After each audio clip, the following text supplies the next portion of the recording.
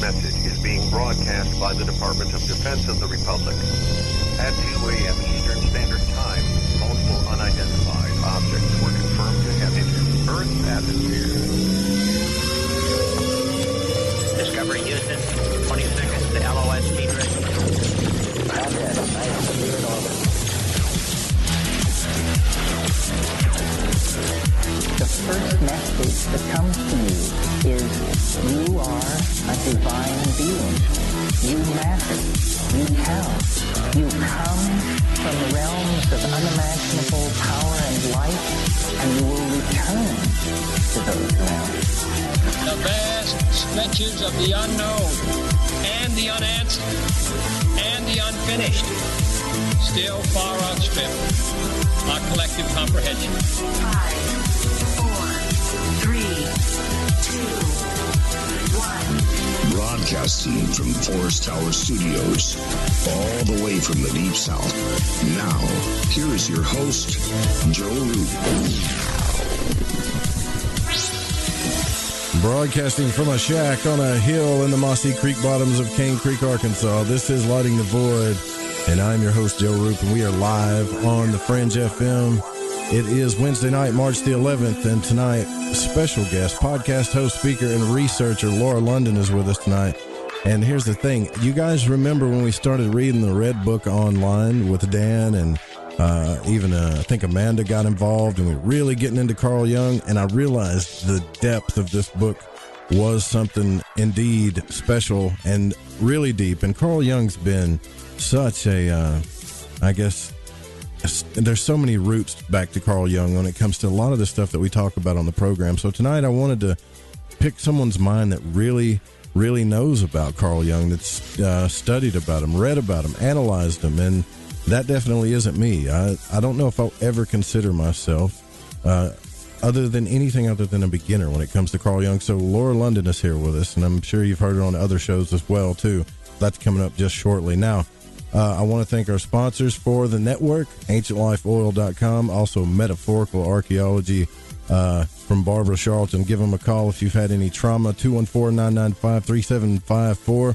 And if you say that you've had trauma from a paranormal experience, now you're going to get that session like free bono, right? Free. So give her a call. And she's sweet, and she'll take care of you. I promise you that. And there's some really good deals at AncientLifeOil.com. The best that they've ever had, actually, is going on right now. So you want to take advantage of that. I think you can even get a subscription for cheap, too. And right now is also a good time with the weather starting to clear up a little bit to go get you a telescope, night vision, all of that stuff at Optics Planet. Go to thefringe.fm/optics. Indeed. Then head over to ufoseekers.com as well if you want to look at a journalistic approach to ufology. We're going to stress that. At UFO Seekers on Twitter and youtube.com/UFO Seekers. Now, I am very, very happy to have this conversation because Carl Jung has got me curious, just like it has all of you. And I don't know if we can ever get to the depths of this man, but we're going to attempt to start tonight with Lauren. After working in the fields of neurology, neuroimaging, and nuclear medicine, she entered into a lengthy analysis which led her to delve deeply into the work of Carl Jung, and she attended a wide variety of lectures and workshops with notable Jungian analysts and authors, and worked closely with the Jung Association of Central Ohio and the Carl Gustav Jung Center in Chicago. Now, Laura is an avid practitioner of Transcendental meditation and Kundalini yoga and has been a student of astrology for over 20 years.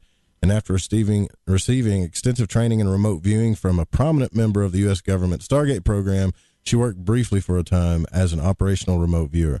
Recently, she spent 3 years traveling with Tibetan Buddhist monks on the Mystical Arts of Tibet tour and is an avid supporter of Drepung Loseling Monastery in South India. Now, she is the creator and host of the podcast Speaking of Jung, interviews with Jungian analysts, which led her to Zurich, Switzerland, to visit the places where Jung lived and worked. And her hope is to bring the theories and applications of Jungian analysis to a wider segment of the public. Laura is an avid traveler with a wide range of interests, including the space program and NFL football. And her website, All Things Belichick, was created in 2000. That's pretty cool. So the website for reference tonight is speakingofjung.com. Man, Laura, thanks for coming on here. I hope I got all that right. I really feel like I had to have messed something up. Surely. No, that was perfect. Thank you. Thank you so much for your interest in Jung and for inviting me on your show. It's been a long time since I've done one of these. And I have to say that what you do is really my first love. Late night paranormal talk radio. I started listening to that in the 90s. And this feels like home. These are my people. You're my people. So. Well, that's cool.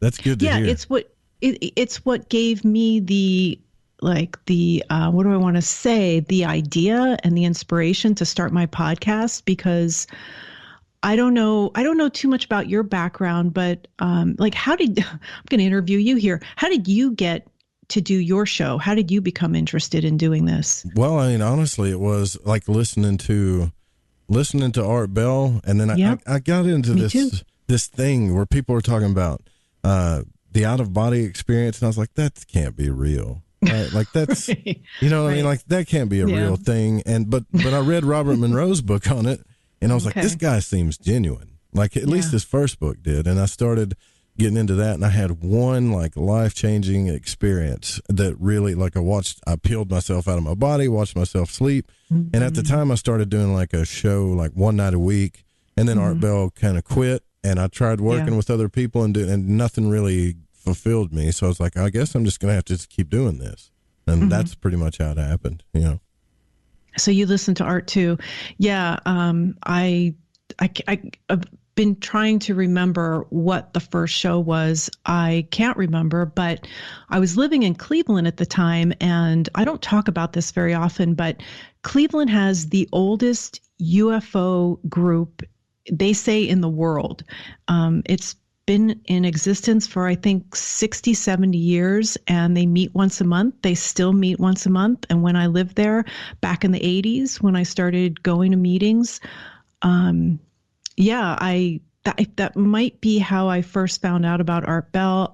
I know it for sure. It's how I found out about Whitley Strieber, and that's probably how I got to listen to Art. But yeah, that's what started it all for me. Why I have a podcast today is because you remember when Coast to Coast AM, I think they were the first kind of podcast where they would put the show on the internet so that you can listen to it later. Yeah, they did. Not everybody. What was it called? It was called something else too. They had a name Streamlink. for it. Streamlink. That's what it was. Yeah.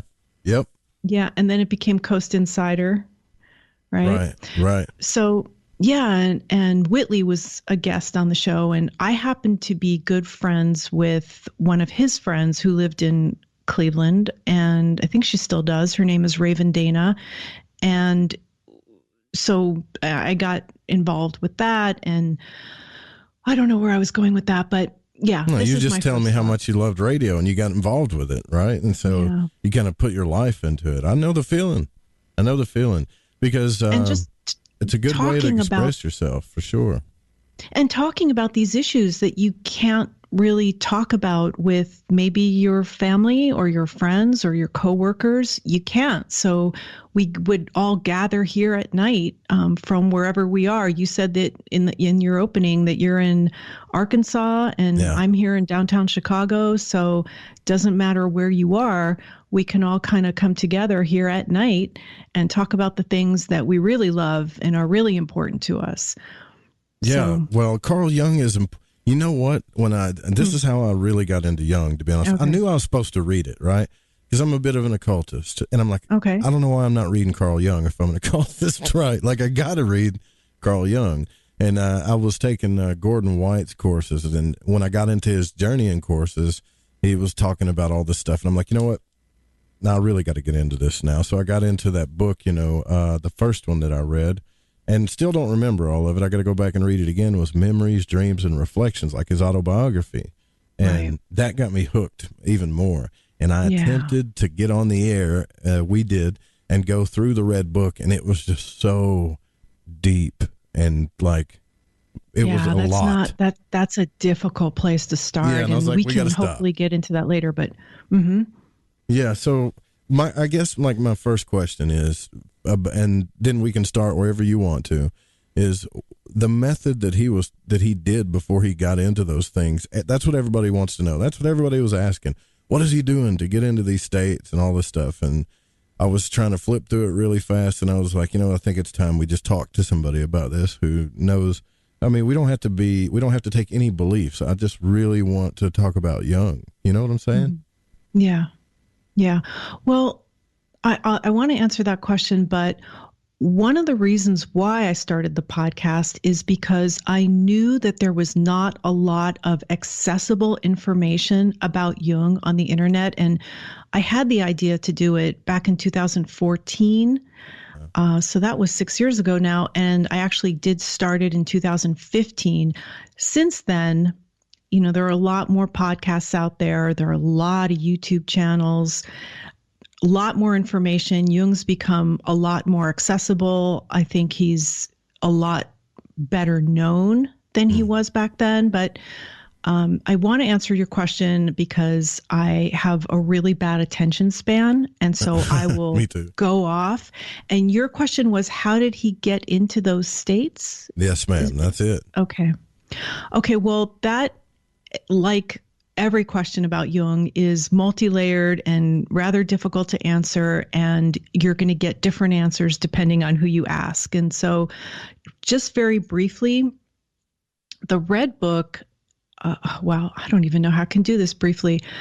Did you guys get into, I wish I had listened to that episode. Did you guys get into how the Red Book came into being? I mean, how it became the backstory? public? A little bit. Yeah, a little bit, but I kind of skipped over it, to be honest with you. Do you want to know that? Or yeah, that'd be great, actually. Boring. Okay. No, it's not. So I'll try to be succinct. I can't even say that word, let alone be it. Okay. So Jung was born in 1875. He went to school. He went to medical school. He became a medical doctor in around 1900. Long story short, he read Freud's book, and Freud sort of became his mentor. Right. Well, they had a falling out over disagreement on the way they saw things. I'm making this very brief in general. Sure. So Jung kind of went into, it's called different things by different people. A midlife crisis, perhaps a bit of a depression, some soul searching. So this was in late 1913. So he had a series of visions, basically. The Red Book is a record of those visions. Right. And he wasn't doing it on purpose. He wasn't going into a trance or meditating. He was spontaneously having these visions. And the story goes that he was on a train going to visit his wife's parents in another part of Switzerland, and he had this vision of Europe bathed in blood. So this was before the onset of World War I. And he didn't know what was happening to him. He didn't understand these visions. He didn't know what they were.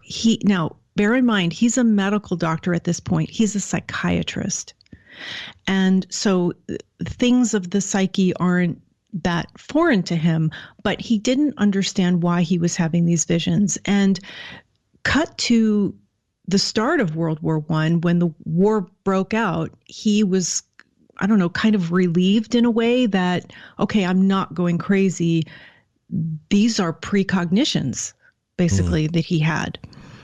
So the fact that it became real, it was kind of concretized, he felt that was the permission that he needed to actually write this stuff down. So he was writing them down in a kind of a draft manuscript. Gotcha. And right. So you've heard of the Black Books, I'm sure. Right. And I heard they were going to be published or something this year or something. I don't know. Something like that. They are. Yes. I know that they are now available for pre-order on Amazon. It is a 7-volume series, whereas with the Red Book, which is one gigantic book. Do you have a copy of the Red Book? I've got the reader's edition, yeah. The reader's edition. Okay. Yeah. And the only difference is that doesn't have all the artwork in it. And, Jung didn't write back then in English. He wrote in his native German. So the Red Book is a translation that was done by several people. But the Black Books, just as an aside, I'm trying to get the scholar that actually translated the Red Book and the Black Books. His name is Sanu Shamdasani. He is in London. I think he is originally from India. He's a professor, a brilliant scholar, and what kind of everybody in the field refers to him as but the person who knows Jung probably the most and the best. And so he's the right man for the job. And these Black Books, the set is, I think the list price on it is $300. Amazon has it for $285. Yeah. And I'm kind of ambivalent about it. These are his diaries, and I don't know that he wanted them published. Really? Yeah. I thought about that too when I was reading about this too. I was like, I don't know, like the permission on how to release this stuff never was kind of, it's kind of like mowed over, I guess. Like they feel like they were supposed to do it or something, or they had big talks about it in the families. And I thought about the same thing. Like, would he really want people to read it? You know? Right. So with the Red Book, so he was writing down these visions, these precognitions he was having in these draft manuscripts. And he filled up these Black Books, and then eventually he ordered what the Red Book is a copy of the original, the one that Jung wrote in, and he wrote in calligraphy, and it's beautiful calligraphy, and he painted too. So what he ordered, I just found this out, was a 600-page red leather bound book with this exquisite vellum paper that he lined. And he didn't fill it up. He only filled up, I think, about 200 pages of the 600. And it is an unfinished book. And I guess he did not intend for it to be published, but he did share it with a few select friends. He had them read it. And then there were some of the artwork that he did was published in a book called C.G. Jung, Word and Image. And what I'm getting to here, long story short, I'll shorten it up, is the Red Book was finally published in 2009 after many, many, many years of discussion and back and forth with his family, his heirs. They have a foundation. They formed a foundation because most of Jung's work still has not been published. Wow. Tens of thousands of letters and something like 30 more volumes. The collected works right now, the entire collected works of C.G. Jung is 20 volumes. Wow. Volume 19 is a bibliography and volume 20 is an index. So it's 18 volumes of his essays and his papers and his talks, his lectures and things like that. So anyway, the Red Book it does say that I think that he did suspect that it would be published, but it's unfinished. Anyway, it is heavy in the material. It is, I just heard, actually, Sanu Shamdasani in a lecture said that it is a descent into hell. Gotcha. Yeah. And it is kind of him falling down the rabbit hole. It's his encounter with his soul. He felt that he had lost his soul, and he was dialoguing with it and trying to connect with it. When it came out in 2009, let's see, where was I living in 2009? God, this is so fascinating. I was here. I was in Chicago.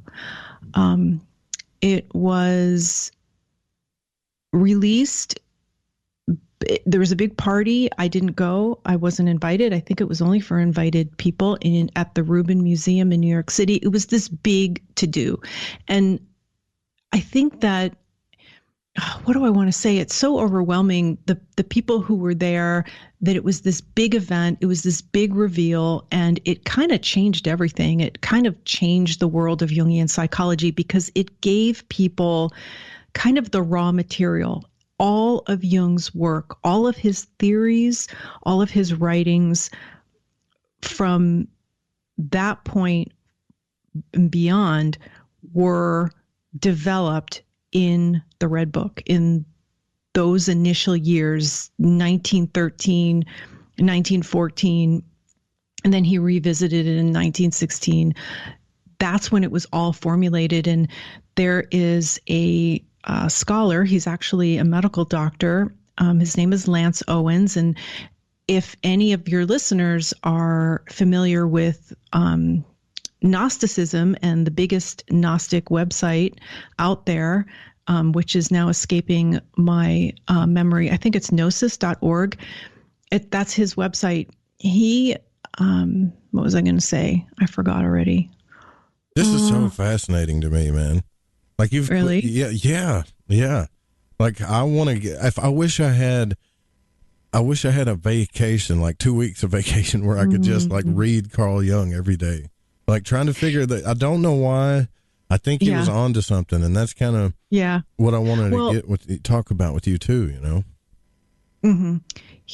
His sorry, I'm distracted. I live in a building with a lot of other people, and they're strange noises all the time.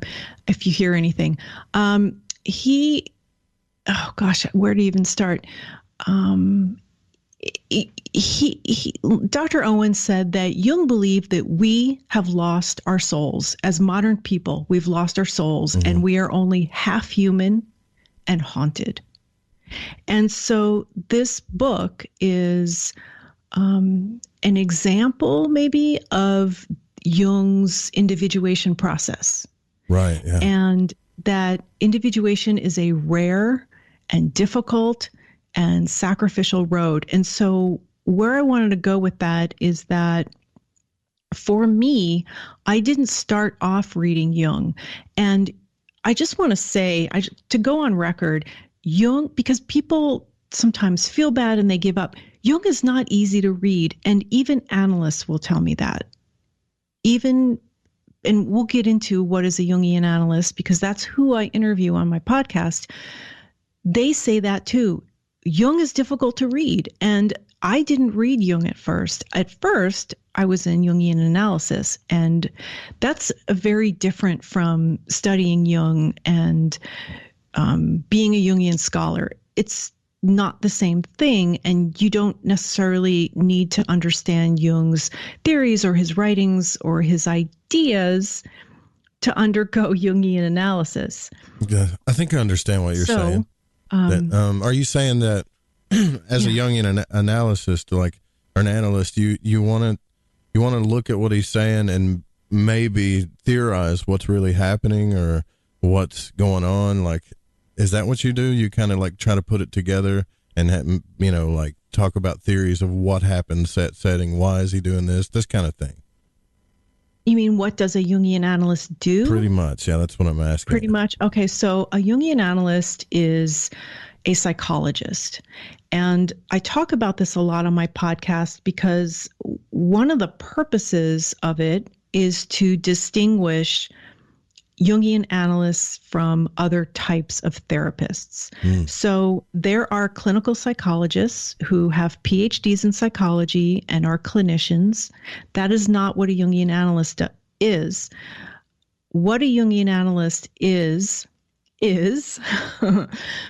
somebody who has a postgraduate degree. So either a master's degree or a PhD or an MD can then go into training to become an analyst. So you can't get a PhD and then you're a Jungian analyst. Gotcha. You have to, right. So you have to have a postgraduate degree, and then you have to go into training. And part of the training is being analyzed yourself. So that is one of the distinctions, is that other types of therapists don't have to undergo an analysis. But Jungian analysts and Freudian analysts, they are called psychoanalysts, they do. They themselves must be analyzed before they are able to analyze others. And that is not the same as a behavioral therapist, clinical psychologist, social worker, therapist. Even some people call themselves Jungian-oriented therapists. They are not Jungian analysts. So they have not undergone the training to become a Jungian analyst, which is very specific. And again, I talk about that a lot on my podcast because I only interview Jungian analysts, and I often ask them what their training was like. How long did it take? What did it involve? And after that postgraduate degree, that master's or PhD or MD, the training that they have to undergo takes an average of 7 additional years. Wow. So I often say it's not something that can be earned in a weekend workshop. So it's not that, because it's a little deceiving, because the degree that they hold is a diploma in analytical psychology. Wow. So when you say diploma, you think, oh, you just got a certificate in something, right? Right, yeah. But it is, I think, way more training than a PhD. I had a woman yell at me about that in email. She just went off. She has a PhD in depth psychology. Mm-hmm. And I referred to the degree of a Jungian analyst as the equivalent of a PhD. I think it's more, and she just didn't like that and went off. Cool. So there are so many different opinions out there, but facts are facts. So true. What's required of their training is that distinguishes it the most, again, is that they have to have been analyzed. So what I went through is I was analyzed, but I did not train to become a Jungian analyst because I don't want to be a clinician. Gotcha. That's not my thing. We got to take our first break here. I don't mean to cut you off, but that is very impressive. I got to say, too, I'm a little intimidated, though, but I like being intimidated by what you might possibly know. I got a really good feeling about this conversation. Wow. All right, so we'll be right back. We're going to talk a little bit more Carl Jung when we come back right after these messages. You guys stay with us.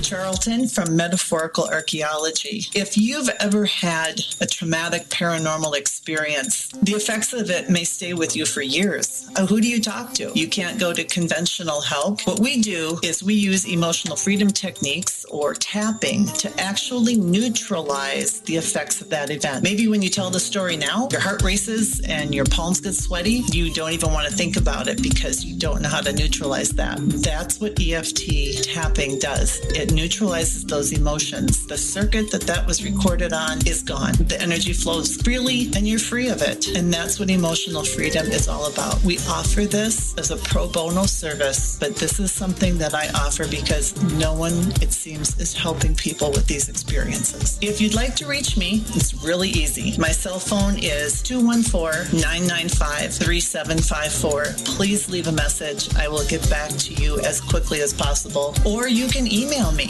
barb.eft@gmail.com. And EFT stands for Emotional Freedom Techniques. Reach out to me. It's confidential. This works. You won't believe the results. Hey, this check is wrong. I worked a holiday and 7 hours of overtime. Not getting paid correctly is a real pain. It could also hurt our boss if our company provides out-of-compliance checks. That's right. Construction companies doing business with the government can get fined, or officials of the companies can go to jail if the checks aren't right. It's a law. The Davis-Bacon Act has 30 compliance issues for every check, but there is an easy way for construction companies to be in compliance. EMARS offers Compliant Client, a web-based system that finds and corrects all 30 of the possible out-of-compliance check issues. Users of Compliant Client report an 80% savings in time and money.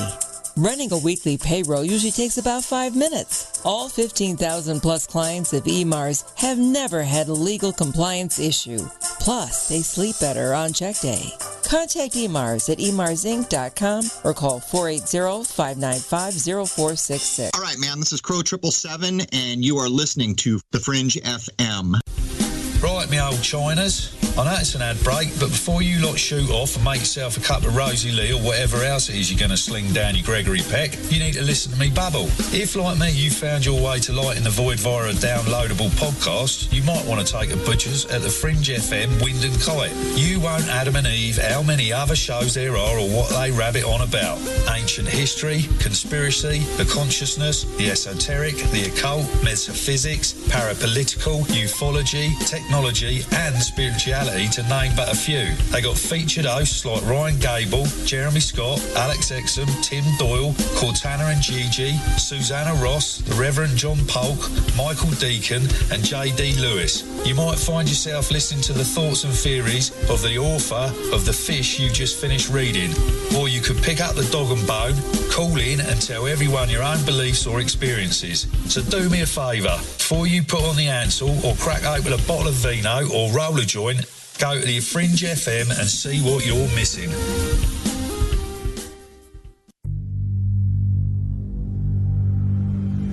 From a cave in the depths of your mind, it's Lighting the Void with Joe Root.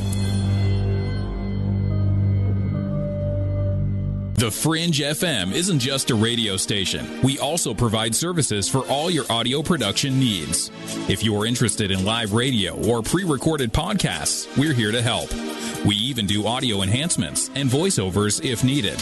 If you want to do a podcast or live radio show and even want the option to syndicate on terrestrial radio, from simple audio file enhancement to live production and call screening, we have you covered. We have worked with some of the best professionals in the business in order to provide coaching instruction for content creation, show structure, and more. Contact The Fringe Digital Media for more at info@thefringe.fm. That's info@thefringe.fm. Or call 501-777-5631 for a consultation. Hey, I'm J.M. DeBoard, and when I want to talk about dreams, I look up my man Joe Root and his show, Lighting the Void. You're listening to Lighting the Void. The call-in number is 1-800-588-0335. If you would like to text, you can text in at 501-777-5631. All right, welcome back to Lighting the Void. Laura London, our guest tonight. We're talking all things Carl Jung. This is actually the first episode where we've 100% focused on Jung with somebody that's got way, way more knowledge than I do on this, so I am stoked about this. And before the break, I asked a simple question like, what is a Jungian analyst? And just so you know, if you're just now tuning in, you can go to the website speakingofjung.com. Also, you can check out the podcast, which has the same name, if I'm correct. That's right. Isn't that right, Laura? That's right. The name of the podcast. Yeah. And where she speaks with Jungian analysts. I can't wait to dive into that podcast, actually. I can't believe I haven't been listening to it.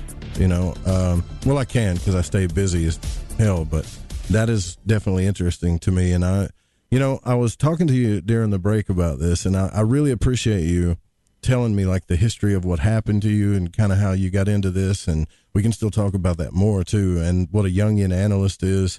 But it was the reason why I got interested in Carl Jung was because I'm an occultist, and I was reading the complete works of the Golden Dawn, Basil Regardi, and in the beginning, and even in the beginning of other people's books when they talk about practice and magic, they say, like it's vital that you study Carl Jung because they did not want you given into what they called megalomania. They didn't really go into why. They just wanted you to be to take therapy with someone with a Jungian background while you were doing this process. And I thought, that's interesting. Why would they do that? So I'm just curious, and just your theories on this. Why would someone that understands a magical practice want you to make sure that you are understanding Jungian therapy, I guess, quote, or whatever it's called?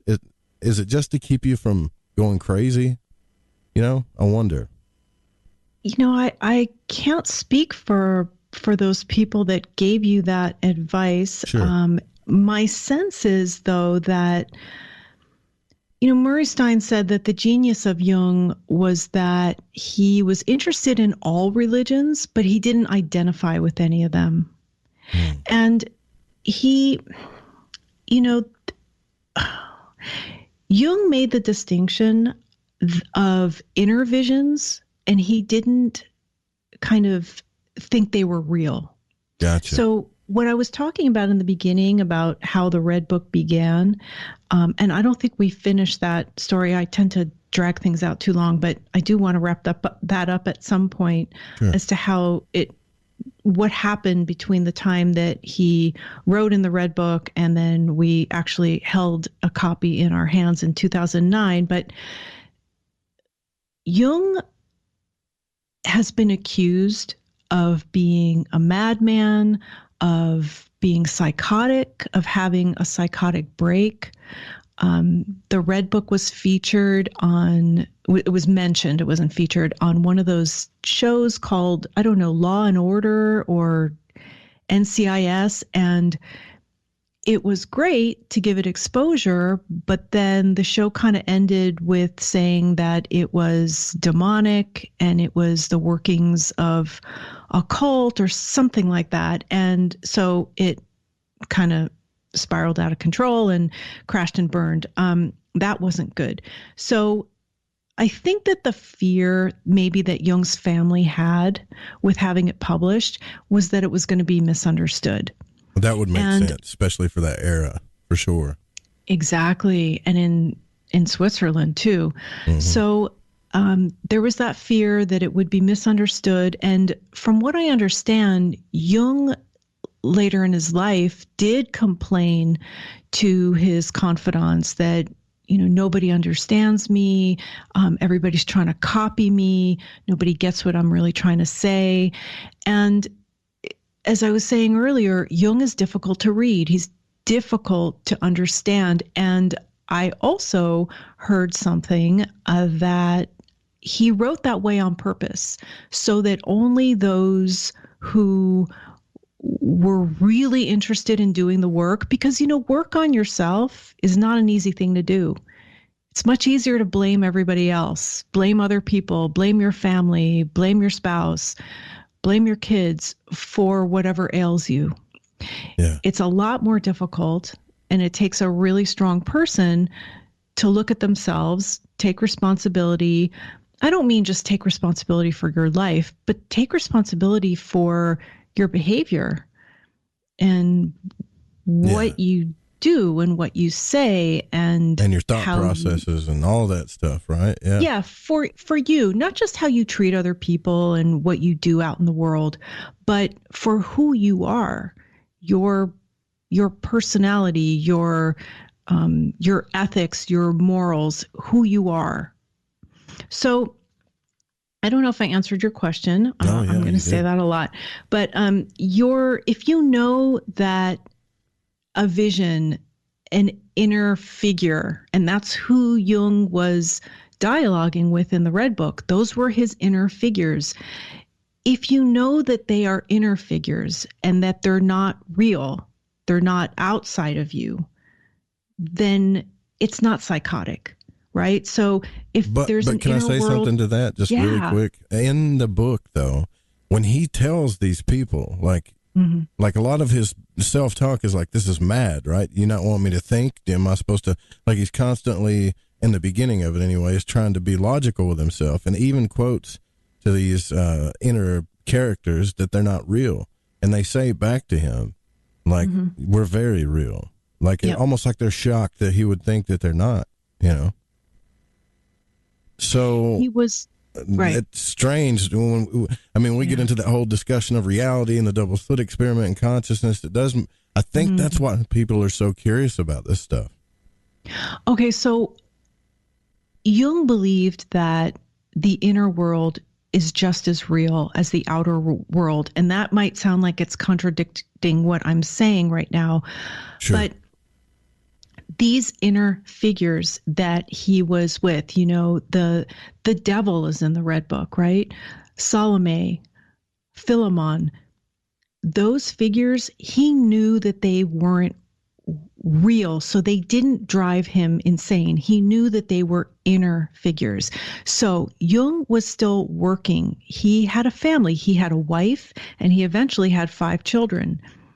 He had a practice. None of that was interrupted during this,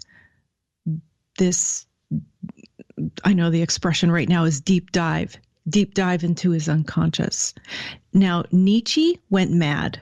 Yeah. The unconscious took over, right? He didn't have an ego strong enough to hold it, and he went insane. Jung didn't. And I think that, so Jung's wife, I don't think she gets enough attention. She was from a rich family. I think it was the second wealthiest family in Switzerland. And Jung was poor. His father was a pastor, and he had a sister who was much younger than him. And so he lived a very, very simple life. He married one of the wealthiest women in Switzerland. And so he inherited all that. And she was a very stable figure. And they had a home built on Lake Zurich, and I wasn't inside. It wasn't turned into a museum when I visited, but I got out of the car and I was outside of it, and I took video, and I think that's on my YouTube channel. But it's this big, beautiful home on the lake, and so he was very grounded and had a very stable family life and home life. And there are stories about that and his second wife and Tony Wolff and all that, but we're not going to get into that probably today. So he was able to maintain his practice and work while he went through this. Had these visions, and you had asked me earlier, how did he do that? Yeah. What is going on in the Red Book is something that we call today active imagination. And it's something that is Jungian analysts use in analysis for us to, they're analysans. That's what, they don't call them patients. Some do. Some of the more clinical ones, some of the analysts that I interview are also clinical psychologists, and they tend to call their clients patients, but they're technically called analysans, somebody who's being analyzed. And it's not in the Freudian way. So that kind of stereotypical, you lay on a couch and the analyst is kind of out of your field of view. That's not Jungian analysis. Jungian analysis is face-to-face, equals. And I talked a lot about this on the last episode that I did, episode 56. So just as an aside, I did do an episode last week just on terms and concepts, Jung's terms. And a lot of his terms have kind of entered the common vernacular, terms that most people are familiar with, and people don't know that they came from him. The term synchronicity is something that Jung came up with. And so that is about an 1.5-hour episode where we go over all of Jung's basic terms. Right. Yeah. Well, so anyway, I forgot where I was. The School of Jung, right? Yeah, I get it. Yeah, that's, man, that is impressive. Your knowledge on this stuff is very impressive. Active imagination is something that we've talked about on this show with, we talked about it with Gordon White. We talked about it with Rebecca Tarnas. We talked about it with a couple of people, and she kind of got into that with J.R.R. Tolkien and this kind of thing.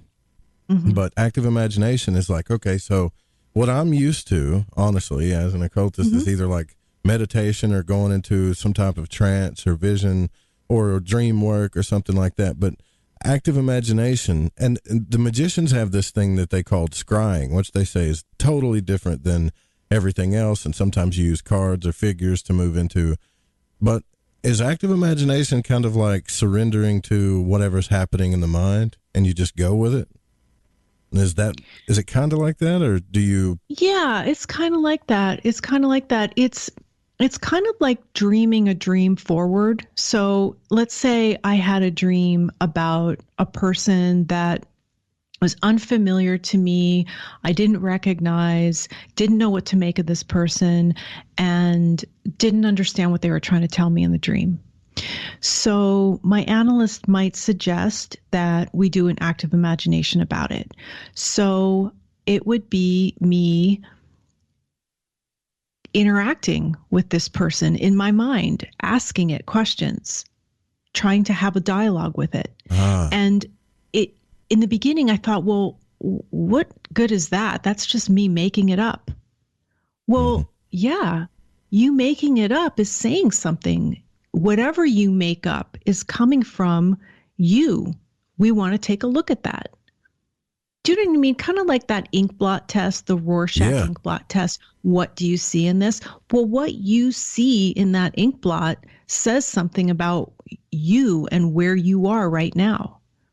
So, yeah, that's what active imagination is. You're exploring an image further. You're taking it further. Let's have a dialogue with it. What would you say? What would they say back? That's and so it's cool. your imagination. Okay, so this is something I've talked about on the show then. Like what I've done is, and I think I got this from Napoleon Hill when I was reading his books, because I feel like he got into this a little bit. And he would talk about, like, if you could pick a panel, he would talk about how to, like, really, like, he was all about success, right? Self-help, success, this kind of stuff. But he got into psychology, too.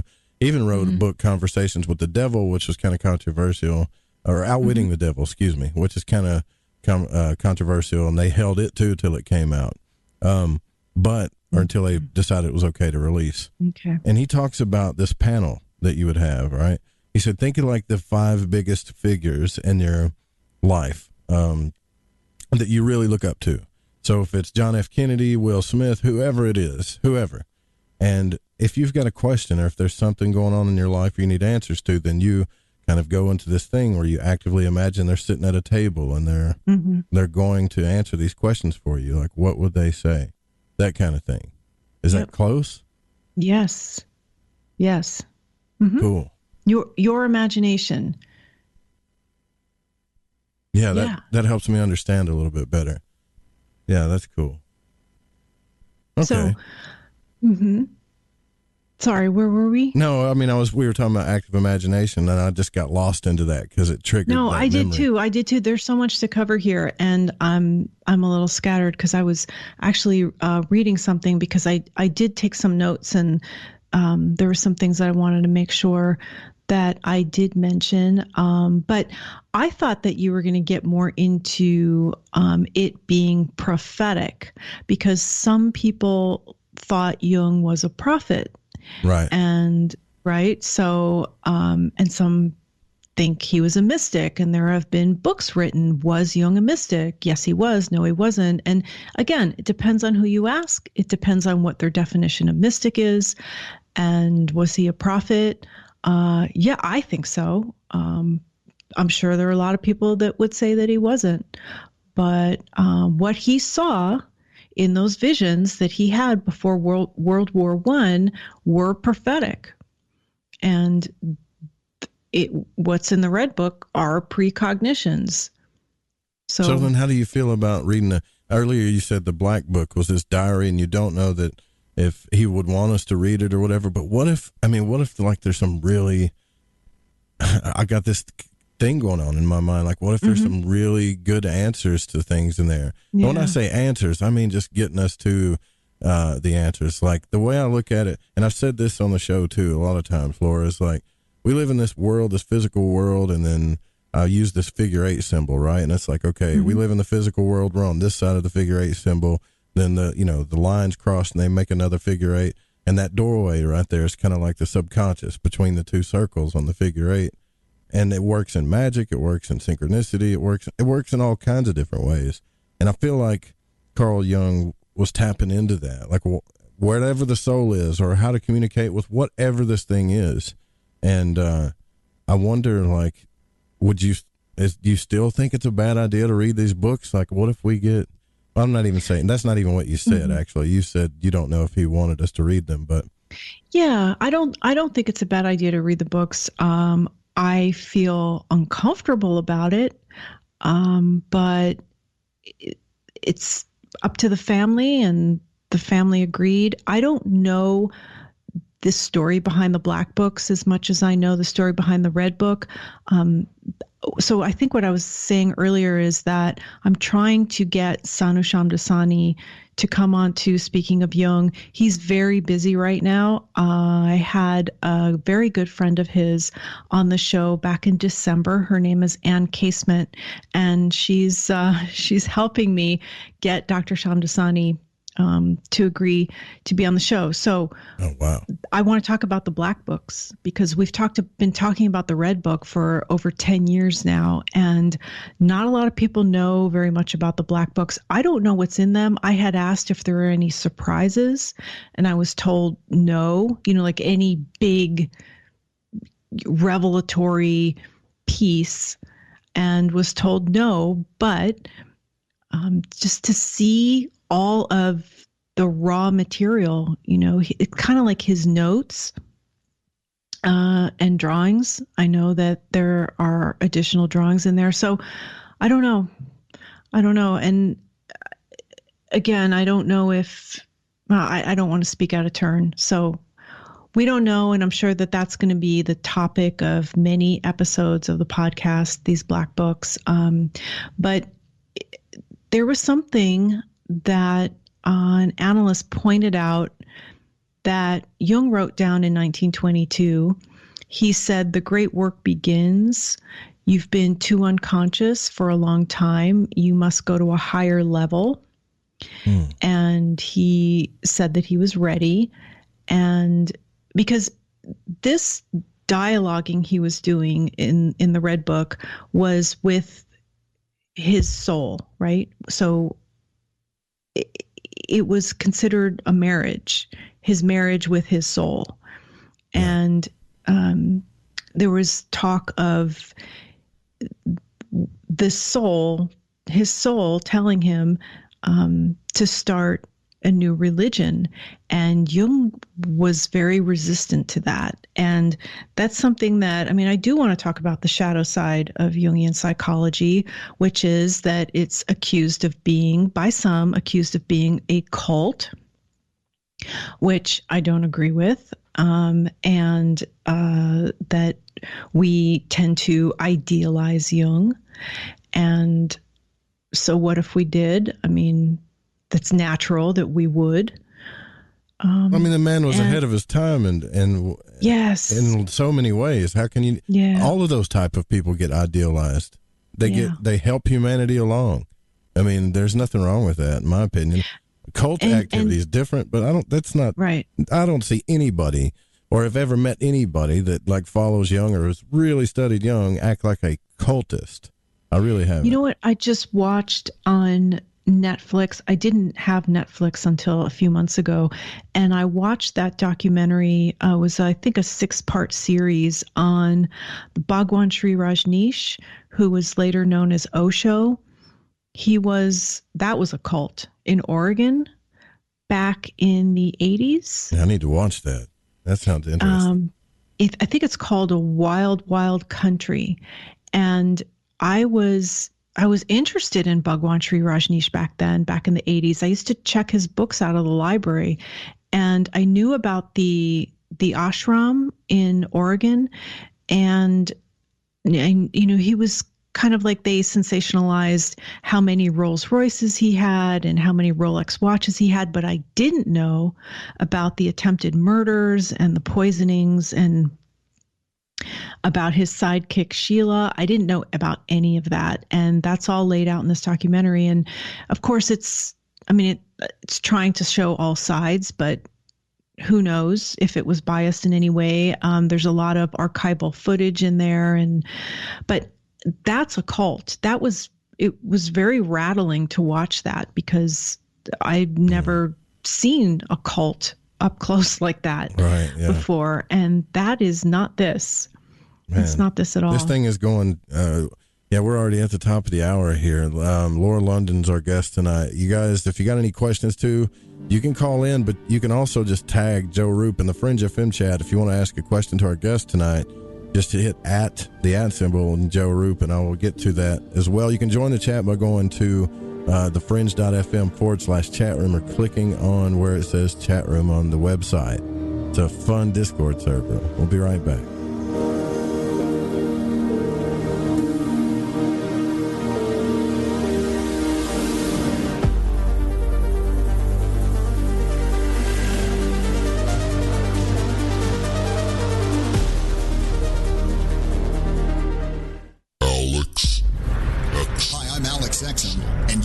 The Fringe FM. Are you intrigued by paranormal talk radio? You'll love the new paranormal radio app from TalkStream Live. You'll find a great selection of talk shows covering UFOs, ghosts, strange phenomena, and much more. Download the paranormal radio app now and start listening to the very best in paranormal talk entertainment, including the network you're listening to right now, the Paranormal Radio app. Free in Google Play and the iOS App Store. Hey, this is No Way Jose, a Northern California Piscean stuck in the Arizona desert. I'm a void walker, and I got the shoes to prove it. So what do I do when my soul yearns to delve deep into the realm of the unknown? I aim my satellite straight into the night sky and catch a smooth ride on the KTLK-DB radio waves. I tune into Lighting the Void with Joe Roop on the Fringe FM. Joe, Lighting the Void is the best show on the planet. This is Barney, your friend from Facebook. Thank you and all the crew for all you do. Namaste, my friend. This is Macon from the foothills of North Carolina, and I am a void walker. G'day, void walkers. This is Lily from down under Australia. The world may be small, the enigma is greater. So let your curiosity take you for a journey with Joe Roop. Hey, this is Fee, coming in from Central Maryland, and I am a void walker. This is Kevin Doherty, a beginner void walker. I'm from Vancouver, BC. I know a little about a lot, and as Leonard Skinner said, I'll guess the rest. I learned a lot from Mr. Roop in the show, and heard it from the beginning. I knew right then he was going to be a new Art Bell. Thanks for all your shows, and keep it up. Hey, this is Derek from Mass, a.k.a. the Night Stalker, and I'm a void walker. This is Mark from Chicago, and I walk the void to ascertain what is consciousness.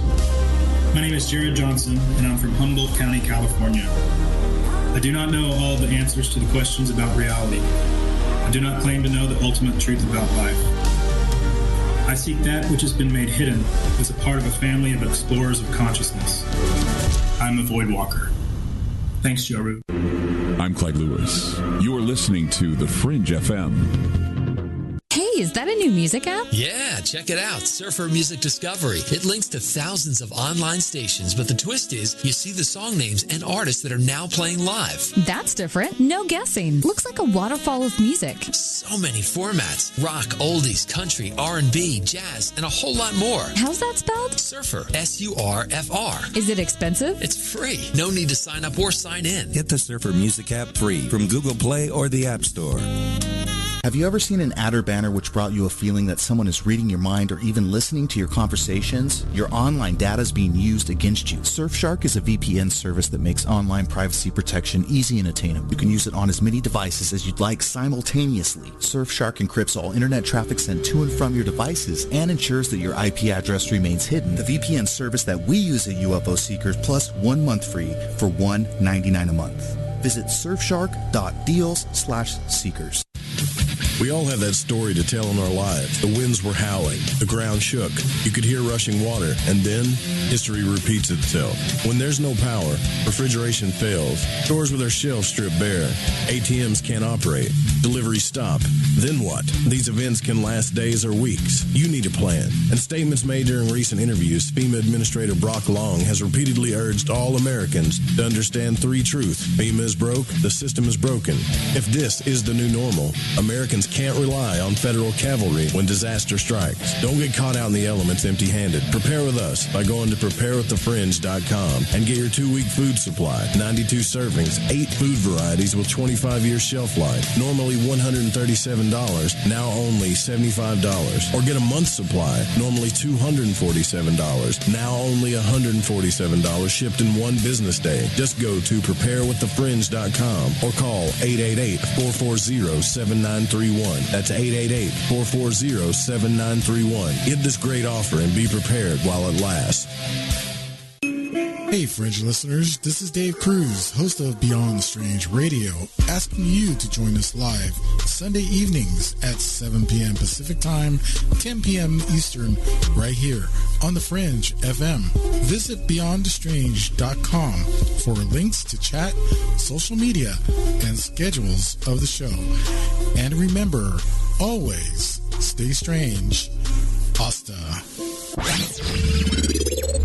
Abnormal News, I'm Brad Bernards. Legendary physicist and big thinker Freeman Dyson died February 28th at the age of 96 in New Jersey, according to reports from Maine Public Radio and the New York Times. Dyson's most famous idea was the Dyson sphere. Unfortunately, I used the word in my paper in Science, artificial biosphere, to describe these possible alien activities, biosphere just being an inhabited region. And the science fiction writers got hold of this phrase and imagined it then to be a spherical, rigid object, which wasn't exactly what I had in mind. But in any case, that's become then a favorite object of science fiction writers. They call it the Dyson sphere. NASA is announcing it will accept applications till the end of March for the next class of Artemis generation astronauts. You know, most of us are pretty normal people. Being an astronaut requires kind of a variety of skills. The three things that it takes to be an astronaut are technical skill, operational skills, and then just being fun and easy to be around. I would say that the number one most important quality trait is humility. You can't be in space and call the plumber to fix your toilet. You can't be in space and call an electrician to fix an electrical problem. If you were to boil it down to something simple, I would say we're all mechanics. It's just really, really hard to get to the work site. It would probably not be great if you were scared of tight spaces. Being an astronaut really takes somebody with an explorer's spirit who knows how to work together with others. There are many of you out there that we would love to be a part of this team. Connect with the news at parabnormalradio.com. I'm Brad Bernards, Parabnormal News. Somewhere between abnormal and paranormal, there's a show called Into the Paranormal. I'm Jeremy Scott. Hear me live Saturdays at 6 p.m. Pacific, 9 Eastern on the Fringe FM.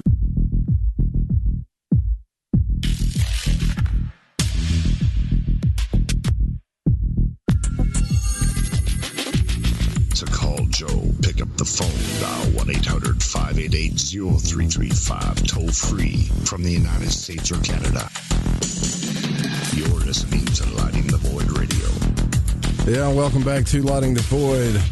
I'm your host, Joe Roop. Tonight our guest is Laura London, and we are talking all things Carl Jung.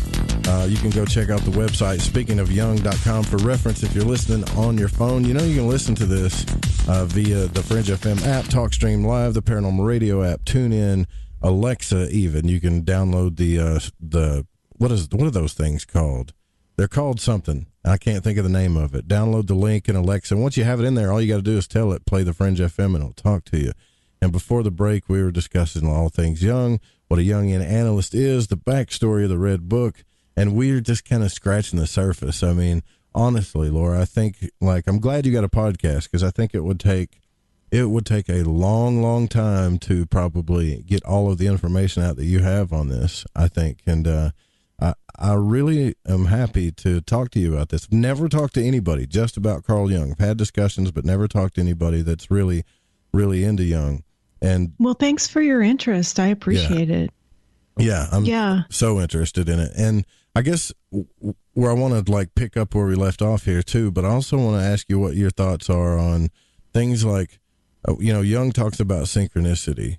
And when I've talked to people on the show, I've heard all kinds of things. I've heard like, well, they're angels talking to you.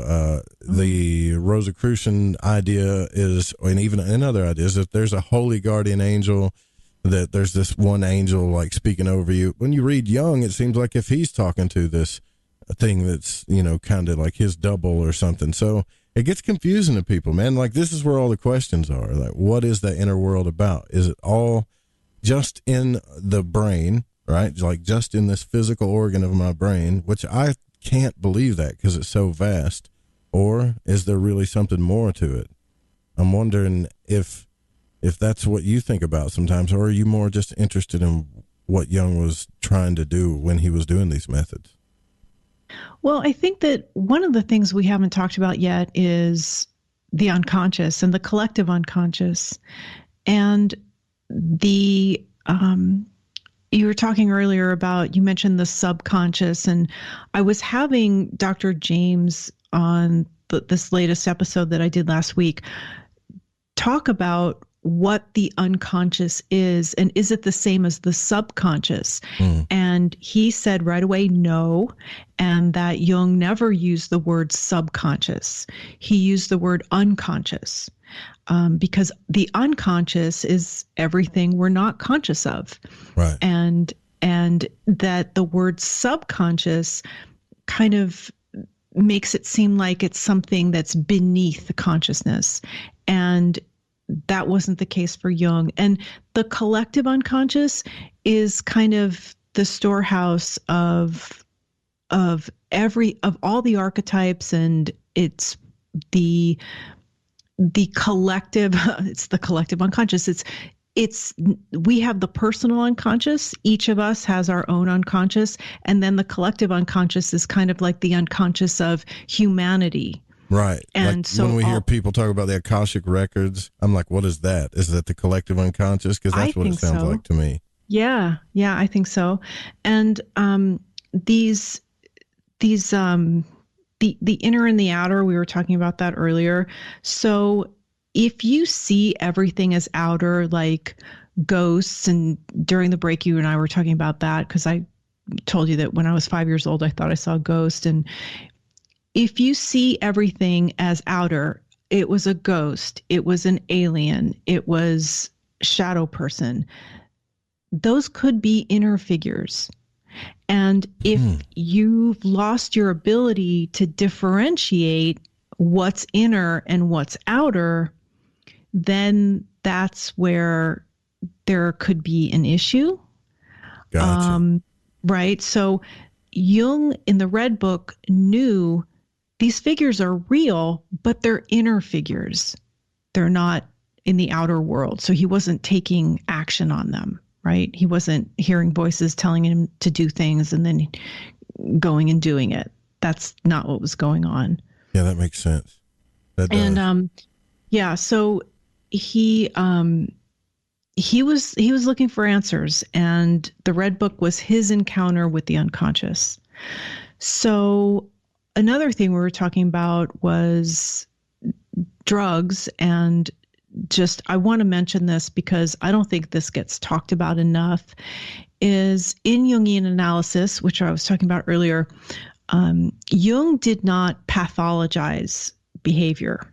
So when he was a psychiatrist, which in the beginning I said he went to medical school, he was a psychiatrist, he worked with mentally ill patients, and before he kind of developed his psychology, is that psychiatrists look at the illness of the psyche. And Jung came to understand that there are things going on in the psyche that are not pathological, but the psychiatrist didn't see it that way. So Jung saw that there was some value in that. And so he explored it. And you were asking earlier about, why Jung and what was he really into? And Jung was into alchemy and mythology and all the religions, right? That was what he researched and was interested in. And he saw in the mental patients that he worked with when he was a young doctor, is that there's something here. There's something more here. Instead, I guess what I'm saying is, instead of medicating somebody out of their illness, he went into it. Instead of trying to make it go away, he looked at it as these symptoms. He looked at as messages. It could be like also like, maybe he looked at it too, like it could be an individual thing for this person to work out that's not pathological or compulsive, or something that we know as a disease, but more like something maybe that this individual is working out, maybe. Mm-hmm. Yeah, and that it is a message from the unconscious that needs to be explored, not pushed away or medicated away. And in our society, the medical model tends to want to medicate us out of our depths. That was another thing you and I were talking about, is going deep and having deep conversations about things. And most people are not interested in that. And I just went through it.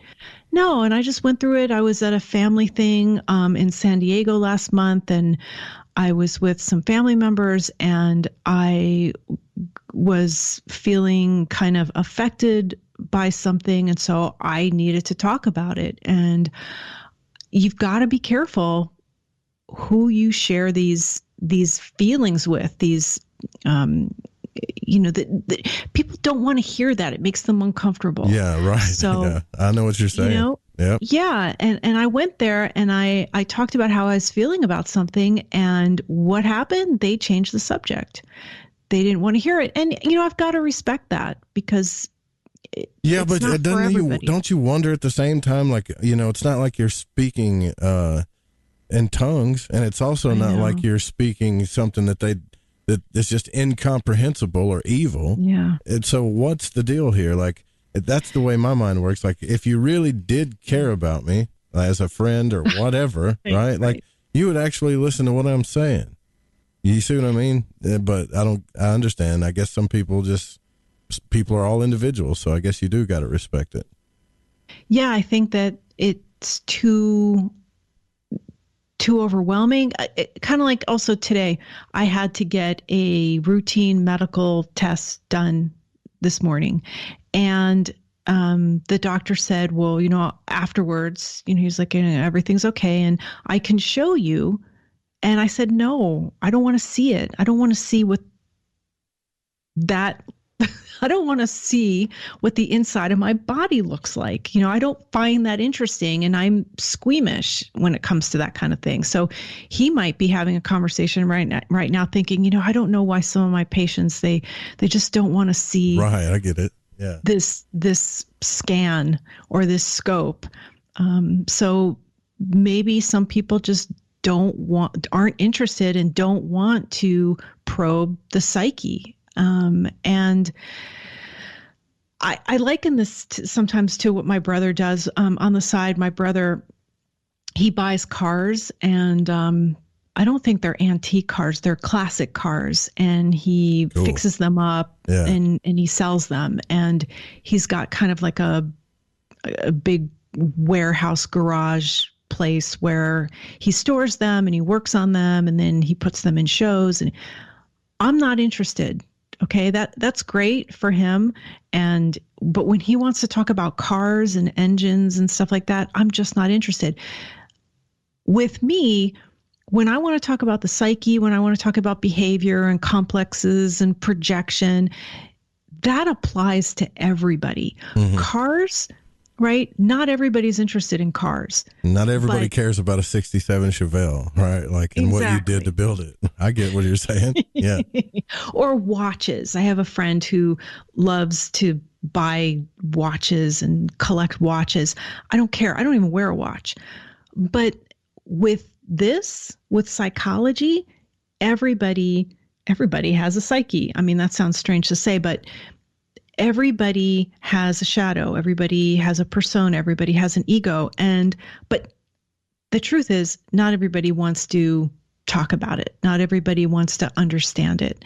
But I was reminded again today, I'm just clicking on this because I'm looking up this quote. It's kind of long, by Jung, and it's so important. He talks about how the world hangs. I don't know if you've probably heard this quote. He said, the world hangs on a thin thread, and that is the psyche of man. Ooh, that's kind of a scary thought, isn't it? Yeah. And it goes on and on. I'll just cut to the interesting part here. He said, we are the great danger. The psyche is the great danger. What if something goes wrong with the psyche? Well, that's true, though. Think about that. I mean, right now they got this coronavirus thing going on, and people don't want to be afraid of it. But there's so much polarity going on with this, too, with people. They're like, it's don't give in to fear. Just don't give it into fear. And then they upset those people that are like, yeah, but let's not bury our heads in the sand and let's take care of the problem. And you can see where things can get, like, think about mass hysteria.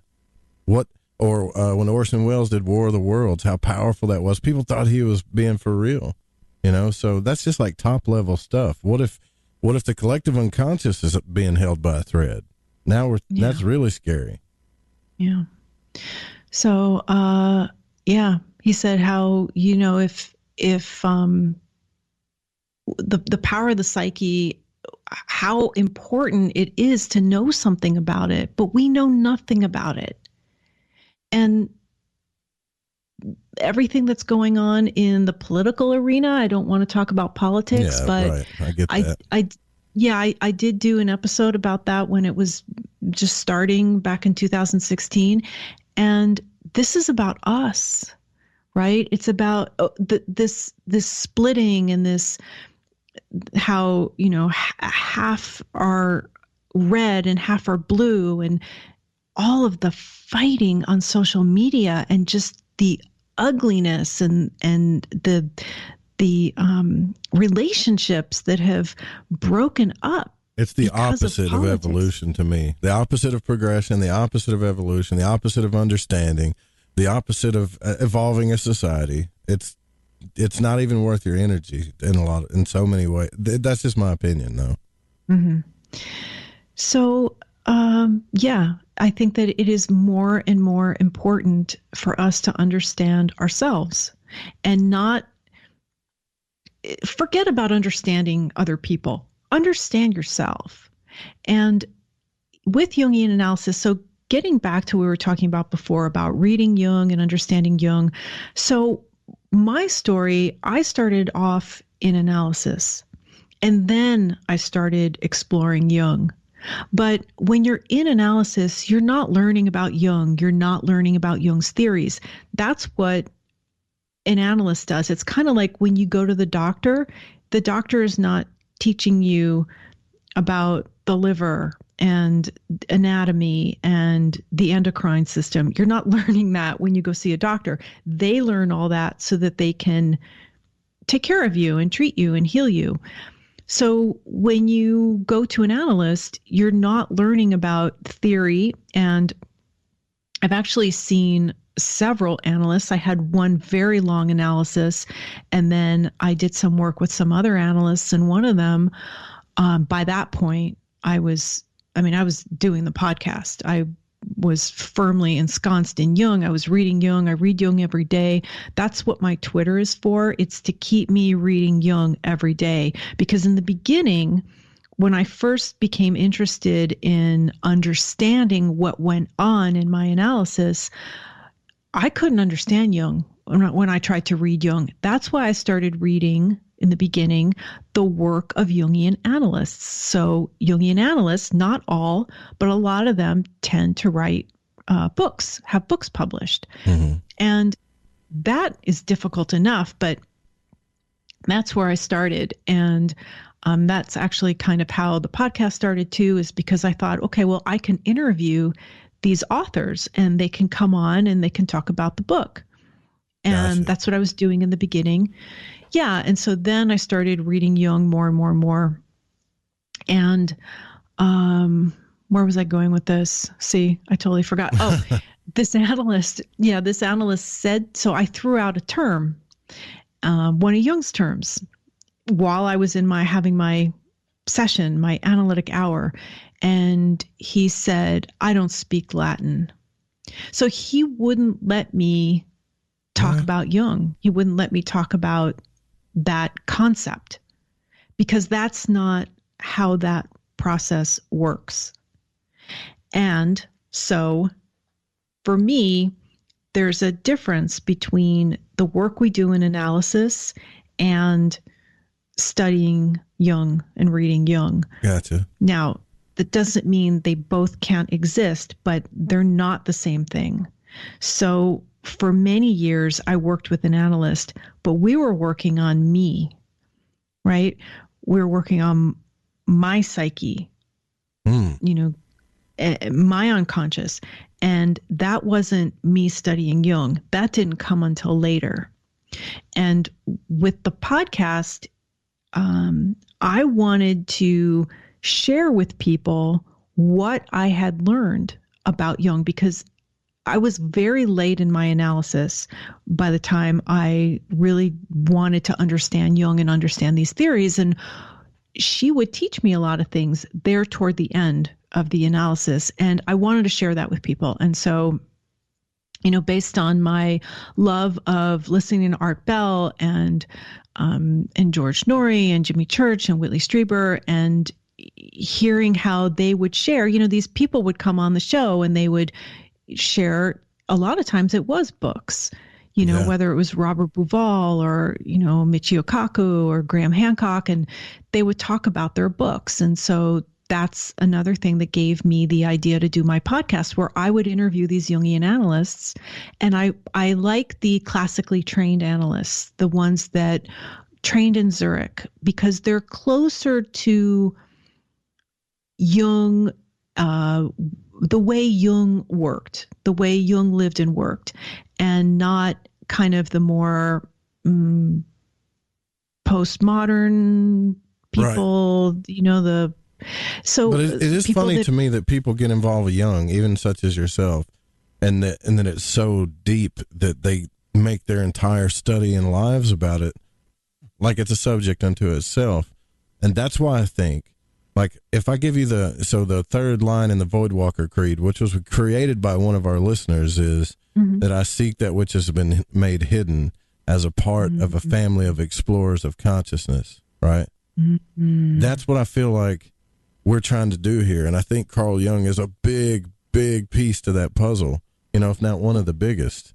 And so it's like, how do we, that this is a long road to go down. I can see why it gets so extensive, What you just said made me think of something that I've been going over and over all week.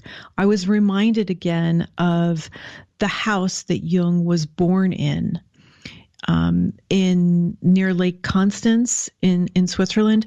There's a plaque outside on the wall, and it says that, Jung was born here on such and such a day. And it said, Carl Gustav Jung, explorer of the human soul and its hidden depths. Pretty close. Yeah, that's crazy, huh? Cool. That's how he was described, an explorer of the human soul and its hidden depths. And I love that. The unconscious is everything that we're not conscious of. It's hidden. And so it is occulted, right? Right. Yeah, it's hidden for sure. Like, to me, Jung was a pioneer. He was a guy that's like, when I go to the inner world that you talk about, to me, could explain a lot of what's going on out here. Even our outer world, it could explain that, because you look at the double slit experiment, you look at all these things and how consciousness works. And I really believe in the bottom of my heart that, like, exploring consciousness is going to answer more questions than doing tests that are scientifically measured. They have their valid, they have their uses and their points. But if you ever notice something too, Laura, and I bring this up a lot, when Neil deGrasse Tyson goes out and he does his presentations and he's like this big representation of science or whatever, you ever notice how the audience members get up and ask him the deeper questions no matter how many times he tells them he can't answer it? Why? Like, are they making the scientists the priest class of our day? When really it should be guys like Carl Jung and people that are exploring consciousness. People like Whitley Strieber. When he came on the show, I had no idea. Like, I just heard about, a communion, his book and his deal with aliens, and we all know that story. But did you know that he went to the Monroe Institute, that he explores consciousness, that he's explored Gurdjieff and all of these? I didn't know that. So people are trying to find the answers in the inner world is a much better place. I don't know how to explain it. We could be more effective in that way, I think. Mm-hmm. Mm-hmm. Yeah, Whitley's brilliant. And you bring up a good point that I'd like to mention is that we tend to generalize people and say, oh, that's the alien guy or that's the communion guy. And we think that somebody's just about one thing. And that's a Whitley's a great example of there's so many dimensions to Whitley. I think Whitley is brilliant and he's one of my favorite writers. He's a great writer and passionate guy too. Yeah, for sure. Yeah. And he's still at it. He's still doing Dreamland. I mean, I think it's been over 20 years now that he's been doing that show. He keeps going. He keeps exploring. He keeps looking for answers. And I think that's the only way we're going to find them is to keep talking about them on, shows like yours and his. So, and I also wanted to mention, so I was talking about how Jung did not pathologize. Right. And so that was another thing in my analysis is that my analysts did not diagnose me. So, especially with women, they all want to say, oh, you have depression. And they want to give disorder. Or I know. Multiple personality, borderline personality. That's a big one too right now. That's a big one. Narcissistic personality disorders, all of the personality disorders. No, that's not what this is. Jung did not deal with personality disorders. And as far as drugs, we were talking about, or maybe we were talking during the break about hallucinogens and psychedelics. And Jung was actually afraid to take those, and he didn't because he said because he was so open already, right? That he really didn't need it, or I don't know if he thought that it would just take him off the deep end. But I've actually never taken hallucinogens and really? I've not gotten into drugs. I mean, I did take the psychotropic medication, or I don't even know if that's the right word anymore. Back in the very beginning, before I found my analyst, I was always interested in psychology, and I was a psychology major in college, and I was even interested in psychology before college. And I did take lots of different, the drugs that were popular back then, the SSRIs, and then I was kind of abusing them because they're good weight loss drugs, like Wellbutrin. That was my favorite. Wellbutrin, oh my God, gave me energy, helped me lose weight and keep weight off. And then I thought, what am I doing to consciousness? I mean, I want to be clear. And so that's a whole other thing. And so there's a part of me that's really hesitant. I don't do a lot of these shows, hesitant to talk about things because there's so many different opinions out there and people need different things at different times. For instance, back then when I took those things, that's what I needed. I needed that experience. I needed to go through that and have the experience of how does this make me feel and what is this doing to me? And then coming out the other side of that and looking back thinking, that's not the answer for me. So for me to say anything, you and I were talking about this too.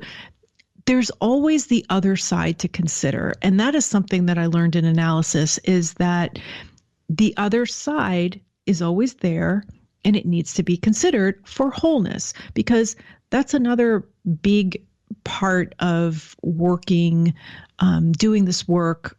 The work of analysis is the goal is wholeness. And wholeness means not all good. It means everything that you are, all things. Yeah. And to be whole. And because the psyche is always seeking balance. And whenever we become too one-sided about something, the other side's going to show up somewhere, some way. The old pendulum swinging. Right. Yeah. Yeah. Right. So, I got to take this break here, Laura. I went over, but that's okay. Oh, sorry. I'm sorry. No, it's not your fault. It's my fault. I should have triggered it. It's my fault, not yours. But yeah, this is exactly where I wanted this conversation to go. We'll continue this discussion too, and let's see, we're halfway through, so yeah, I'll get to your questions too. Be right back.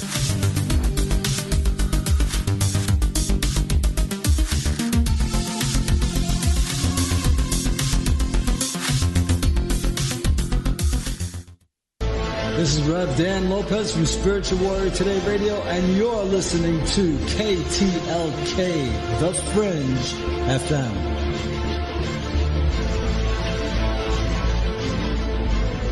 Panic is hitting our country through fear of catching a cruddy virus. Face masks, antibacterial soap, water, toilet paper being purchased in mass quantities. If you want your immunity up, I call it our shields, you need Allison Advanced. One pill is equal to 35 cloves of garlic, and you won't smell like garlic, and it won't leave you with bad breath. So 35 cloves of garlic in one pill? Yes! Shields up. And when your shields are up, you're safe. Enjoy the confidence of not having fear of a cruddy virus. So here's how to order. Log on to getthetea.com. That's getthetea.com. Front page, scroll down. It'll say Big Al and Super Tea for savings. Or click on the immune and find Allison Advanced. Our tea does a wonderful job too, just to let you know. And for added benefits, take your blood pressure reads and watch Allison Advanced love on your blood pressure. Shields up. Getthetea.com. That's getthetea.com.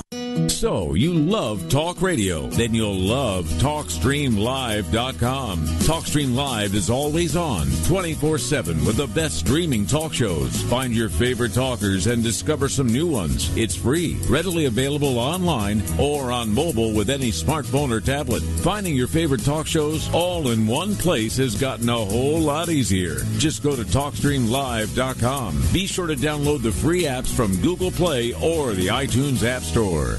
Hi, this is David Oman with HouseAtTheEndOfTheDrive.com. You're listening to KTLK, The Fringe FM. Do you want to know the truth? Are UFOs real? Are aliens visiting Earth? Are governments around the world hiding the biggest secret in history? We're UFO Seekers, official partner of the Fringe FM, and we're on a hunt for the truth. Join us as we investigate locations like Area 51 by subscribing on YouTube at youtube.com/UFO Seekers.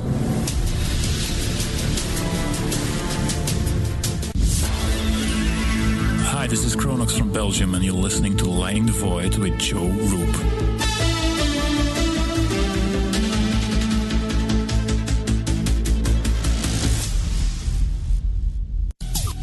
Hey, Fringe FM listeners. Did you know that when you're on the road with limited data or no Wi-Fi available, you can still listen to every minute of the Fringe FM by calling 701-719-3971.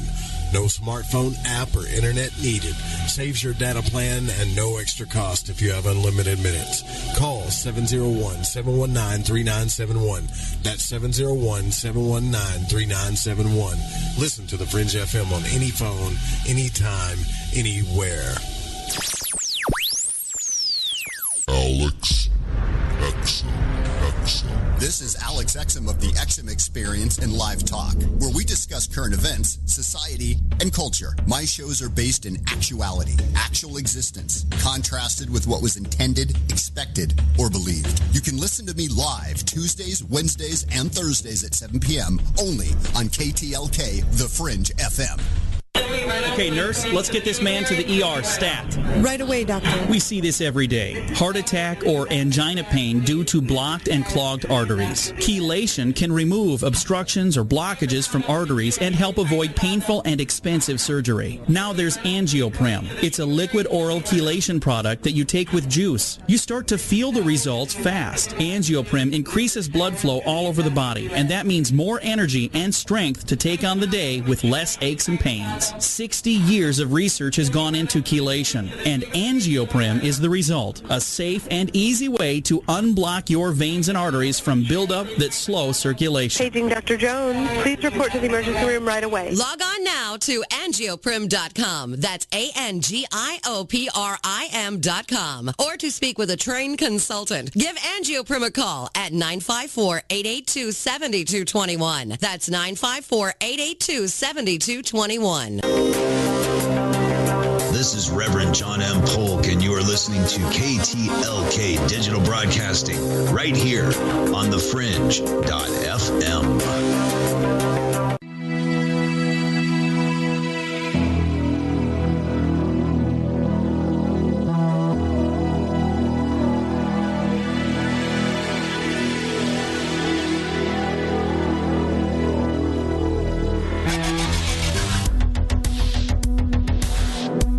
Well, we're definitely diving deep tonight where the discussion is Carl Jung.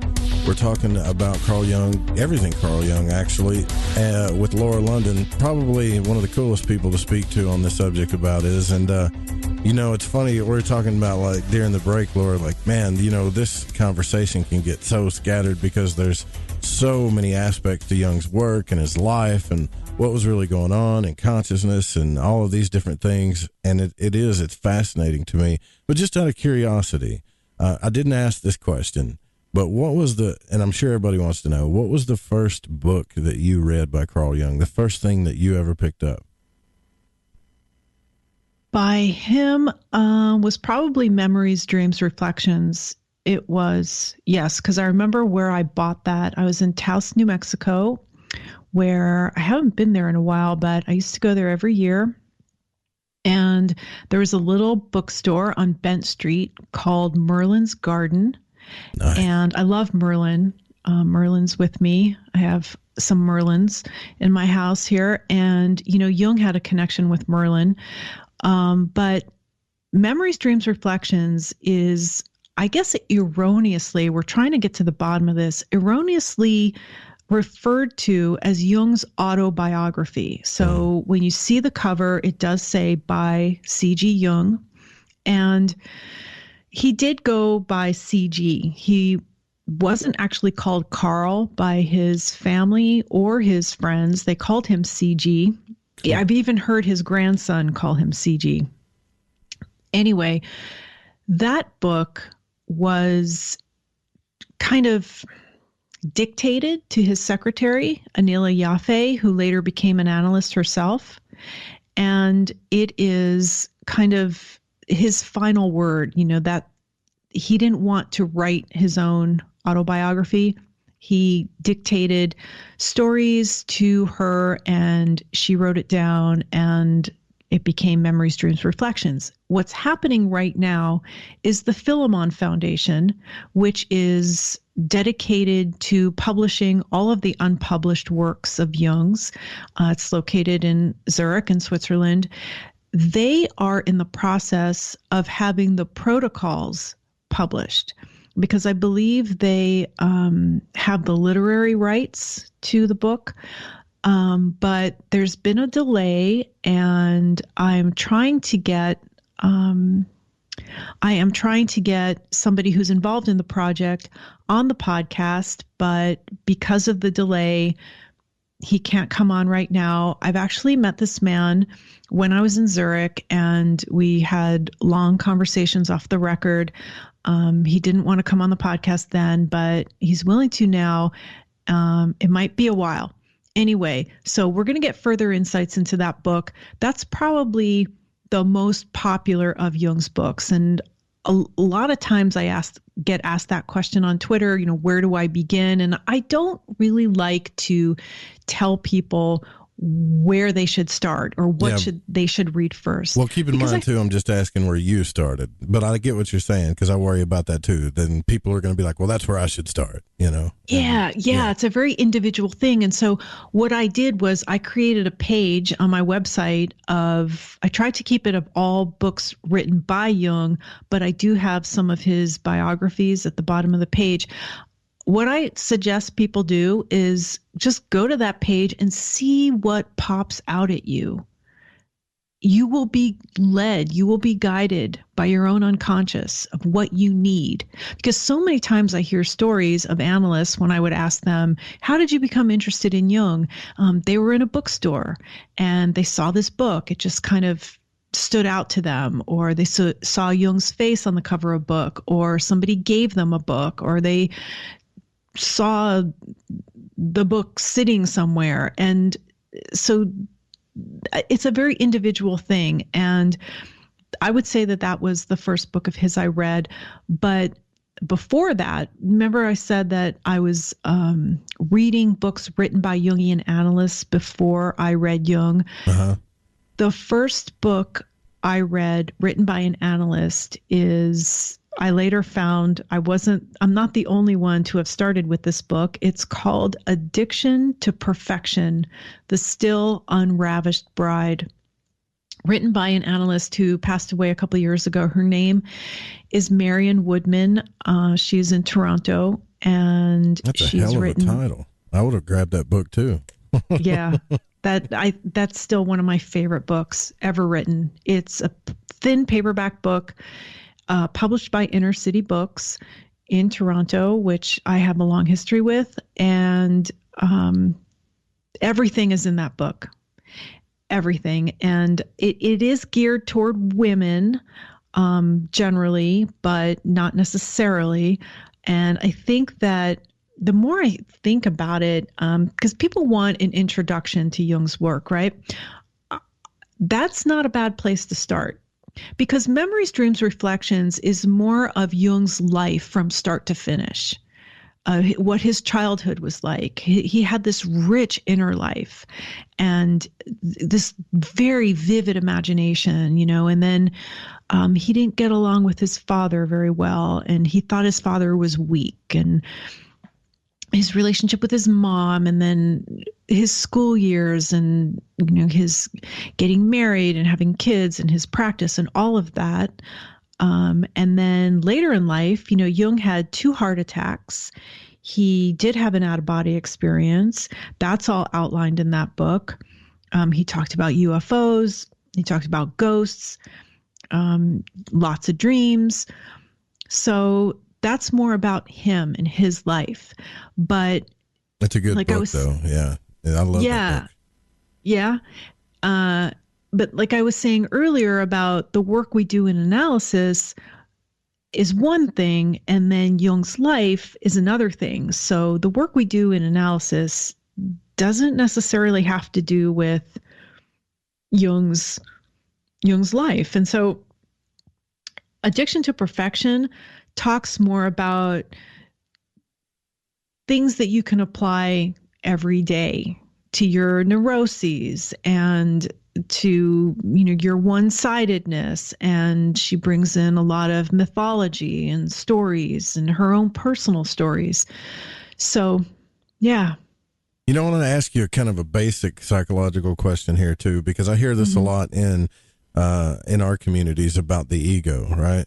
People are like, well, you just need to diminish the ego and just watch it dissipate and become one with everything. And I think it's cool to experience that, but like abolishing and totally destroying your ego, that's kind of dangerous, isn't it? Like, shouldn't you keep your individual identity? Because you brought that up earlier, how, Nietzsche kind of lost it, but Jung kept his ego enough to where that didn't happen.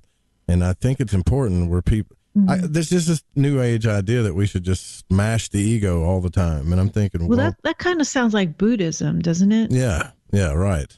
Yeah. I don't think it's a good idea. That's just me. I mean, like, I'm afraid to say things sometimes because I understand. I'm sure there are people out there that do think that's a good idea. And I don't want to argue with them. Sure. I can just speak for the subject at hand, which is Jung, and that's not what Jung was about. He was not about abolishing the ego, but what do you mean by ego?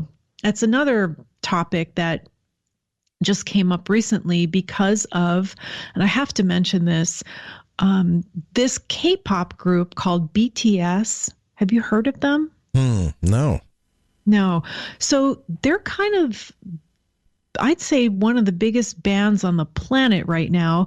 K-pop is Korean pop music, and I knew nothing about it until last year. And there are a lot of different K-pop groups out there, but this one, they're called BTS, consists of 7 male members. They're in their, I think, early to mid 20s. I'm out of touch, I guess. I haven't heard of one of the biggest bands in the world. No, I hadn't heard of them either.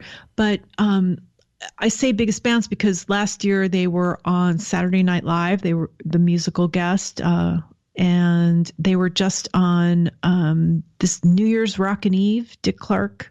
Is it Dick Clark? It's not Dick Clark anymore, but that New Year's Rockin' Eve show on New Year's Eve in New York City when the ball drops. Yep.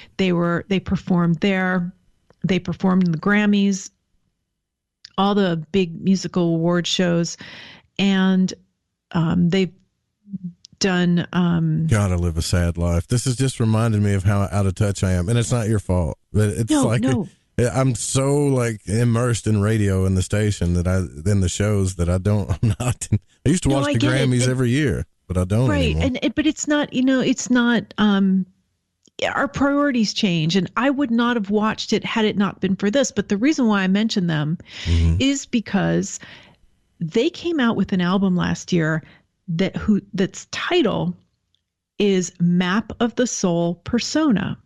Wow. So an analyst that is probably one of the most famous Jungian analysts in the world, his name is Murray Stein. He lives in Zurich, and he's actually lived in Chicago for many years, but he relocated to Zurich so that he could run the International School for Analytical Psychology.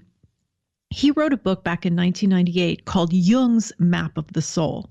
And it's a great book. It's another one of those, if you want to learn about Jung's theories, kind of start to finish, it's a great encapsulation of that. It's called Jung's Map of the Soul.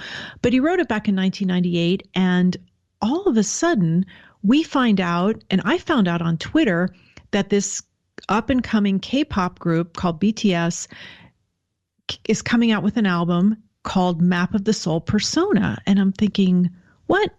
So it turns out that their record company called Big Hit Entertainment, based in Seoul, South Korea, was selling Murray Stein's book on their website and didn't come out and say it, but it was obvious that this album, Map of the Soul Persona, was influenced by this book, Murray Stein's book.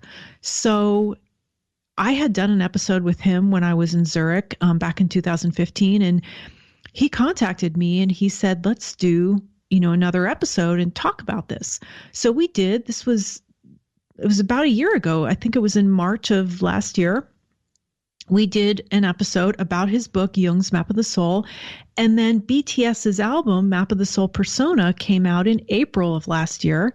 So we did another episode about the persona. What is the persona? It's the mask we wear. It's not our real identity. It's the face we show to the world. And that is one of Jung's terms, persona.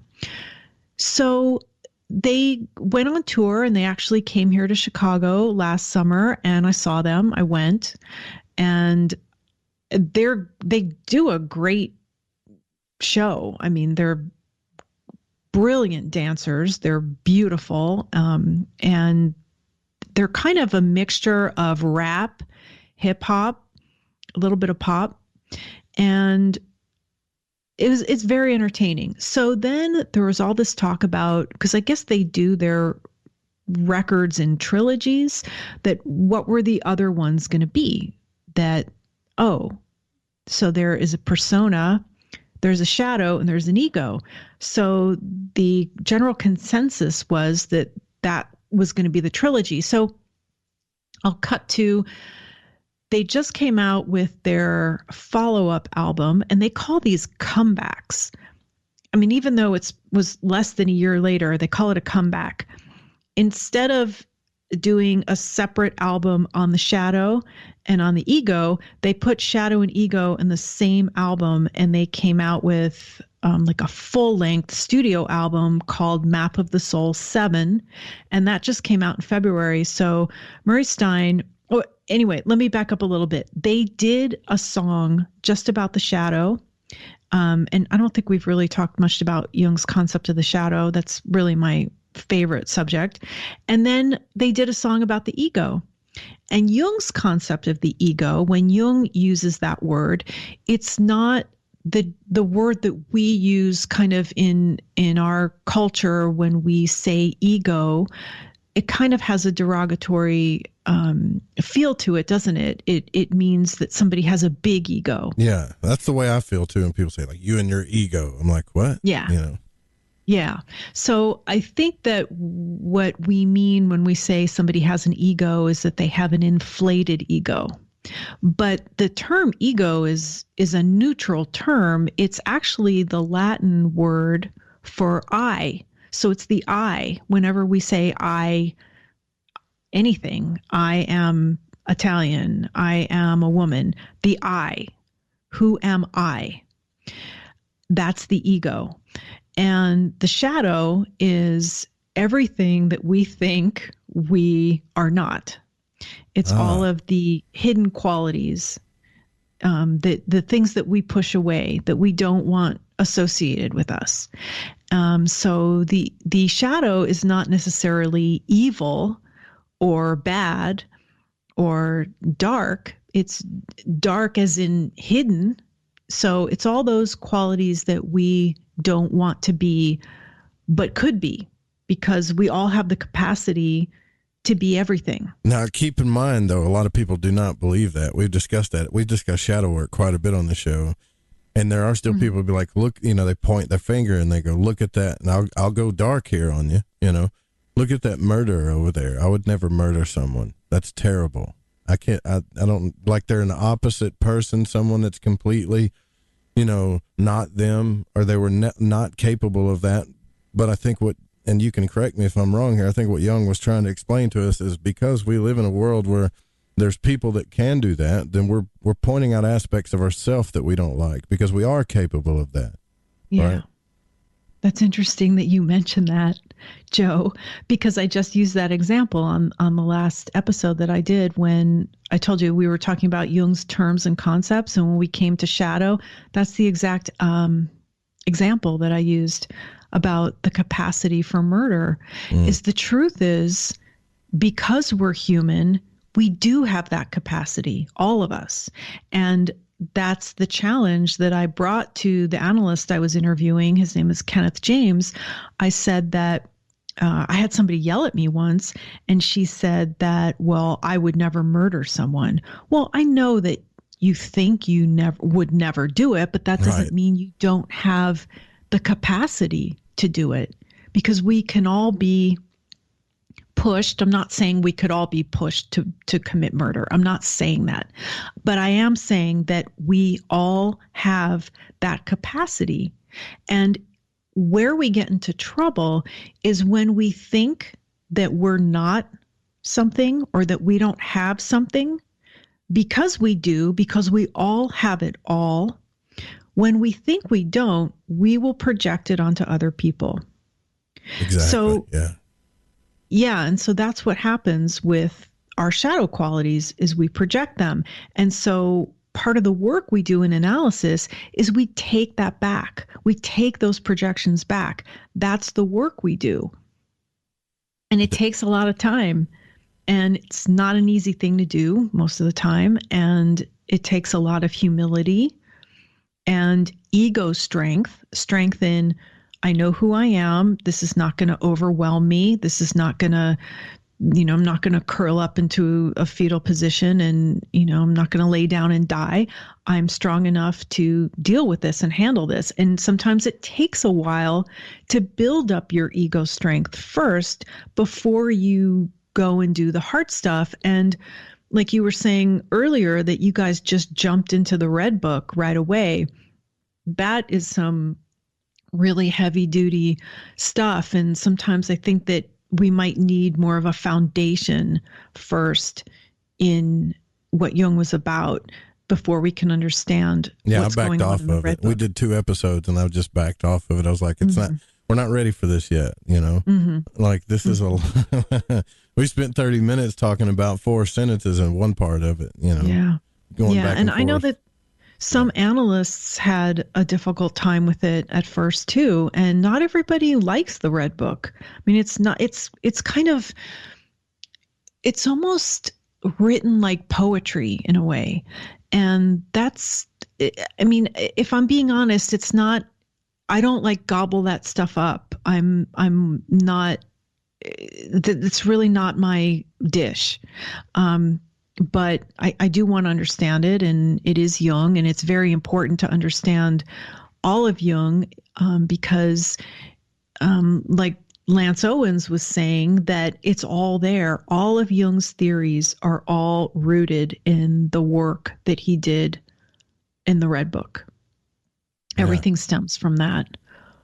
Yeah, interesting. That is an interesting point. And what I want to do too, because man, we're running out of time here. I want to ask you a little bit about, because you brought in the inner world and the outer world. So I'm sure I've got a text message here. I want to ask you about paranormal activity, and also maybe the out-of-body experience, just to see what your theories and thoughts are on that. Yeah. All right. Okay. We'll be right back.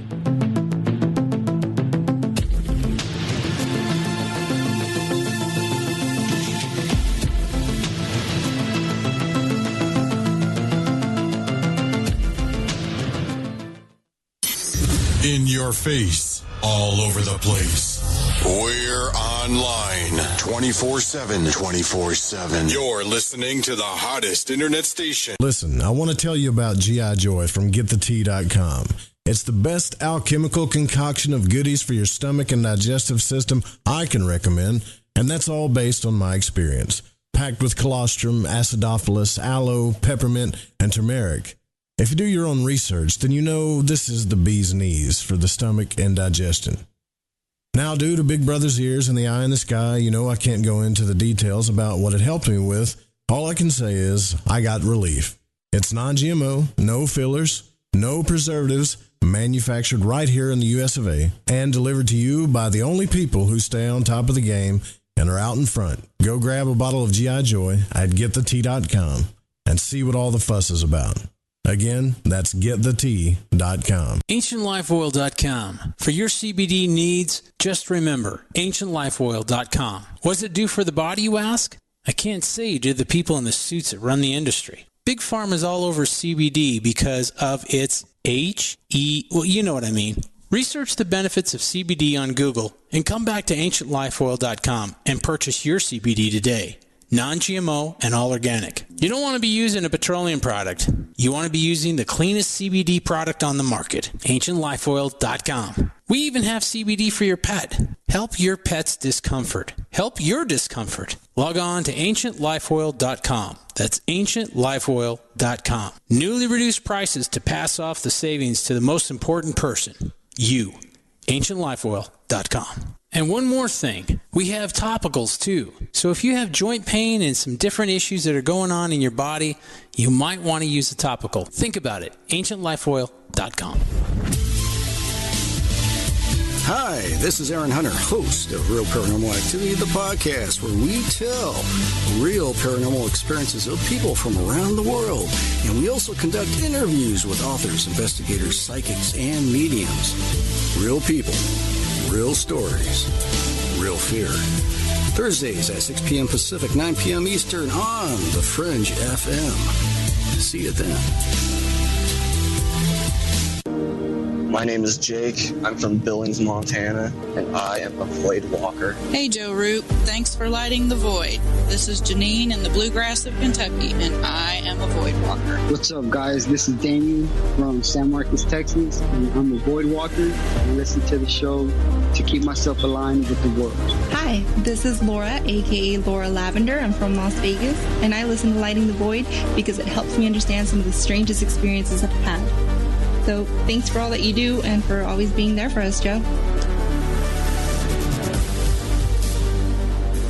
You can tug all day long on a carpet that's been glued to the floor. Then you hurt. There are many strong glues out there. Let's see, there's liquid nails and Gorilla Glue. You ever try to remove 3M 5200? That adhesive is strong. Then there's bathroom caulk, silicone rubber, adhesive tape, super glue, flex tape, and stickers. Graffiti. Scientists have come up with glues that stay stuck and can't be removed. Until now. Until Handyman Formula by DeBond. That's right. 95% of adhesives become unstuck when you spray Handyman Formula directly on them. Just spray, wait a few minutes, and remove. It's amazing. Most adhesives become unstuck when you use Handyman Formula. Visit DeBondCorporation.com or MCMaster.com. Call 561-575-4200. This stuff really works. Handyman Formula by DeBond, a great Christmas gift.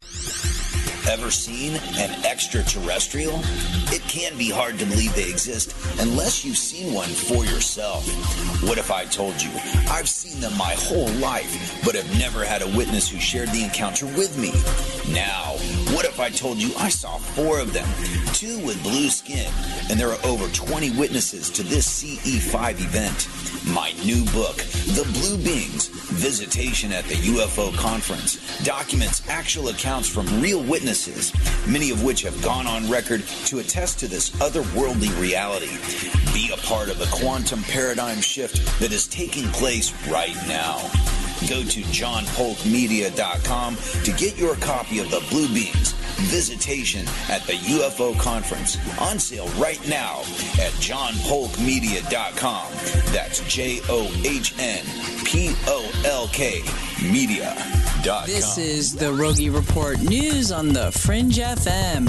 I'm Jess Rogie. Betelgeuse has been in the news recently. The famous star started dimming, leading some to believe it was on the verge of exploding in a giant supernova. The reason for its changing luminosity may be far more simple. According to a new study published in the Astrophysical Journal Letters, a team of astronomers suggested a possible reason behind Betelgeuse's mysterious dimming, arguing not only was the star not on the verge of death, it actually didn't change luminosity at all. The findings suggest that Betelgeuse's bright light was temporarily blocked from our view by material shed by the star in the form of a cloud of dust. Red supergiant stars such as Betelgeuse will often shed material as part of their life cycle. That material condenses around the star in the form of dust, which absorbs some of the star's light, obscuring our view from Earth, according to researchers. A rare medieval tile depicting a mythical beast has been discovered within the treasures recovered from a 14th century cesspit in England. Team members from the London Museum of Archaeology found the cesspit while excavating a basement at the Courtauld Institute of Art. The pit measures 15 feet by 15 feet square, and the chalk-built structure has walls measuring 3 feet wide and 13 feet deep. When it was first created, the cesspit would have had seats used by residents and visitors of Chester Inn. By the 17th century, the chalk cesspit had been converted into a wine cellar. And in the 18th and 19th centuries, a small latrine was added in the northwest corner of the cesspit, and as scientists went deeper, they found what is being called the most curious find. They found a floor tile depicting a mythical beast dating between 1350 AD and 1390 AD. The archaeologists say the stylized tile was part of a 4-tile panel. The mythical creature is depicted with a human head and a leaf-like tail, which perfectly describes the manticore of Persian legend. A Bigfoot skeptic comes face-to-face with the creature. A husband and wife living in remote southern West Virginia claim to have encountered and photographed a Bigfoot. According to Bill Humphreys, the encounters occurred in late October in the woods near his home. On a series of consecutive nights, he left out food to attract game, and it began disappearing more quickly than usual. He stated everything was gone. Humphrey said he was able to snap a quick photo with his phone. The couple estimate the creature to be approximately 8.5 feet tall. They remarked it looked just like the creature in the Patterson-Gimlin film. This is the Rogie Report News on the Fringe FM. I'm Jess Rogie.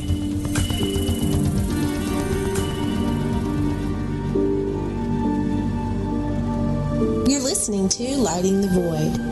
The call-in number is 1-800-588-0335. If you would like to text, you can text in at 501-777-5631. All right, welcome back to Lighting the Void. I'm your host, Joe Roop. Tonight we are speaking with Laura London, and the website for reference tonight is Speaking of Jung. Isn't that what it is? Speaking of Jung, that's the name of the podcast? Yes. Speaking of Jung, that's a cool name for a podcast, by the way, especially if you're into Carl Jung. So you can go check out that website. I dropped the links in the chat room, too.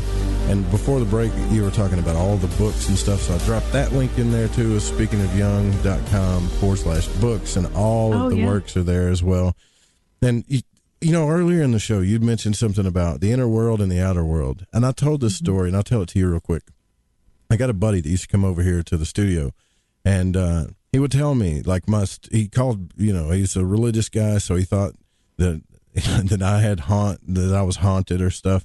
And I thought he was joking. Like, I thought, well, he just thinks because I'm into the occult and magic and mysticism and Jung and all the stuff that I'm a devil worshiper, he doesn't understand, kind of thing, you know, for where I'm from. So we would go outside and kind of have a cigarette after the show or whatever. And he would literally, like, hear, like, I saw his face turn white once. And he said, did you not hear that? And I'm like, hear what? You know? And he said, it sounded like kids are running in the gravel. Like, he's like, dude, I swear, I see shadows over here. I hear kids running behind me. And I had this thought in my head. I'm like, is he clinically, like, is something wrong? Or is he really having paranormal activity? And if it's really paranormal activity, then why am I not hearing it? And I think I'm really intrigued by what you said about everybody's case is individual. And his inner world could be doing something that I'm just not picking up on. That's reflecting in his outer world, so to speak. Is that what you were kind of getting at, maybe? I'm thinking paranormal activity here, you know? Yeah, and, you know, I've been interested in paranormal activity my entire life. I've had experiences, and I still, to this day, don't have definitive answers as to what they are. I think it's safe to say here, not everywhere, but here, that I don't know if ghosts are real. You know, I don't know if what UFOs are. Do aliens exist? I don't think anybody knows. And I hold back a lot because when you tell people you don't know, then they think something. And then when you tell people you do know, I think people like that because they want answers. I want answers, but I don't think anybody has the answer. I don't know if there is an answer. I know this, that it's a big mystery, and I think that we, in general, tend to lose that appreciation for the mystery, and we want answers. But I think the truth is that there aren't any answers, that we're not designed to get them sometimes, right? Exactly. If there is like this ultimate reality of consciousness that's, in my mind, that's controlling the inner world and the outer world, and then somewhere in the void of space, they're actually the same thing. We were designed as human beings, and if you think about it, to have an experience in an ultimate illusion in physical reality where we can have like experiences. I mean, I kind of think sometimes people say inner space, outer space, the in and the out. Well, how do we know that, like, how do we know those are two different things? Because we don't. I mean, if the double slit experiment shows us anything, it shows us that. Like, why are these particles coming together only when they're observed? What's really going on here, you know? And why are we not talking about this more in science? everybody's like, oh yeah, the double slit experiment. I'm thinking, yeah, the double slit experiment. Like, that's huge to me. And I think why people get fascinated with Jung so much is because he's like the ultimate deep diver of our time, way ahead of his time. Probably closer to figuring this out than anybody. Not saying he ever got the answers, but closer, you know? Yeah, he just ran out of time. I mean, he lived a long life, and he lived, to be 86 years old, and he worked his whole life, basically. He worked right up until the end, and he just ran out of time. So who knows if he kept going, what he would have come up with. But he was interested in Eastern religions and in alchemy and in a whole host of other things that are kind of shunned, to be honest, in our culture. And I think that is a turnoff to a lot of people. It's a turn on to me. The fact that he, wrote a paper about Kundalini yoga. And that he visited Taos, New Mexico. He had conversations with the Pueblo elders in Taos, and he spent time in India. He spoke Swahili. He spent time here in Chicago. He lived a really long, rich, full life. And I hesitate a lot because I don't want to even pretend to know everything about him or speak for him or explain his theories. That's not what I do. And every day I learn something new about him and his life and his work. And his work is all based on his experiences. Like I keep saying, he became a psychiatrist in around 1900, and he worked up until his death in 1961. That is a long time. He encountered lots of different people, and thank goodness he wrote a lot. Yeah, but it's okay to have, you know what though? It's really, it's okay to have theories, even multiple theories about the same thing, and test those things out if you're that way, because that's how I am, right? Like, I just don't want to just know. I want to try something and then try something else. Kind of like when I was telling you about the out-of-body experience. Yeah. You know, I've talked to a lot of people on the show that say they know about it. They know about all the levels of consciousness from the depths to above. Wow. You know, the Kabbalists have mapped it out on a tree of life. There's all kinds of things like that, right? But yeah, we talked about that too. But it's like, okay, well, I know what happened. I know that there was one time where I did a technique that I have literally vibrated just like they said I would, and peeled myself out, and I could not in any way dictate which was reality, if I was in a dream or not. There was no transition whatsoever other than the vibration. And next thing you know, I can fly and move through walls. The reality did not change, and I watched myself sleep, and it was crazy, right? I mean, I was so astonished when it happened. That's what changed my world. So Jung might be the only one of the people that might know what's going on there, but just based on his questions, not, you know what I'm saying? Like, he was close. And an analyst would, right. A Jungian analyst would be the only person I would feel comfortable bringing something like that to, because they're not going to pathologize it. And you're not crazy. If you were to tell that experience to certain people, they would think you were crazy, and they might want to medicate you or lock you up, right? Exactly. And that is what I have a problem with, and that is what drives me and motivates me every day to keep talking about Jung and getting Jung out there. And I was talking about BTS earlier. So just to finish that, their new record came out in February, Map of the Soul 7.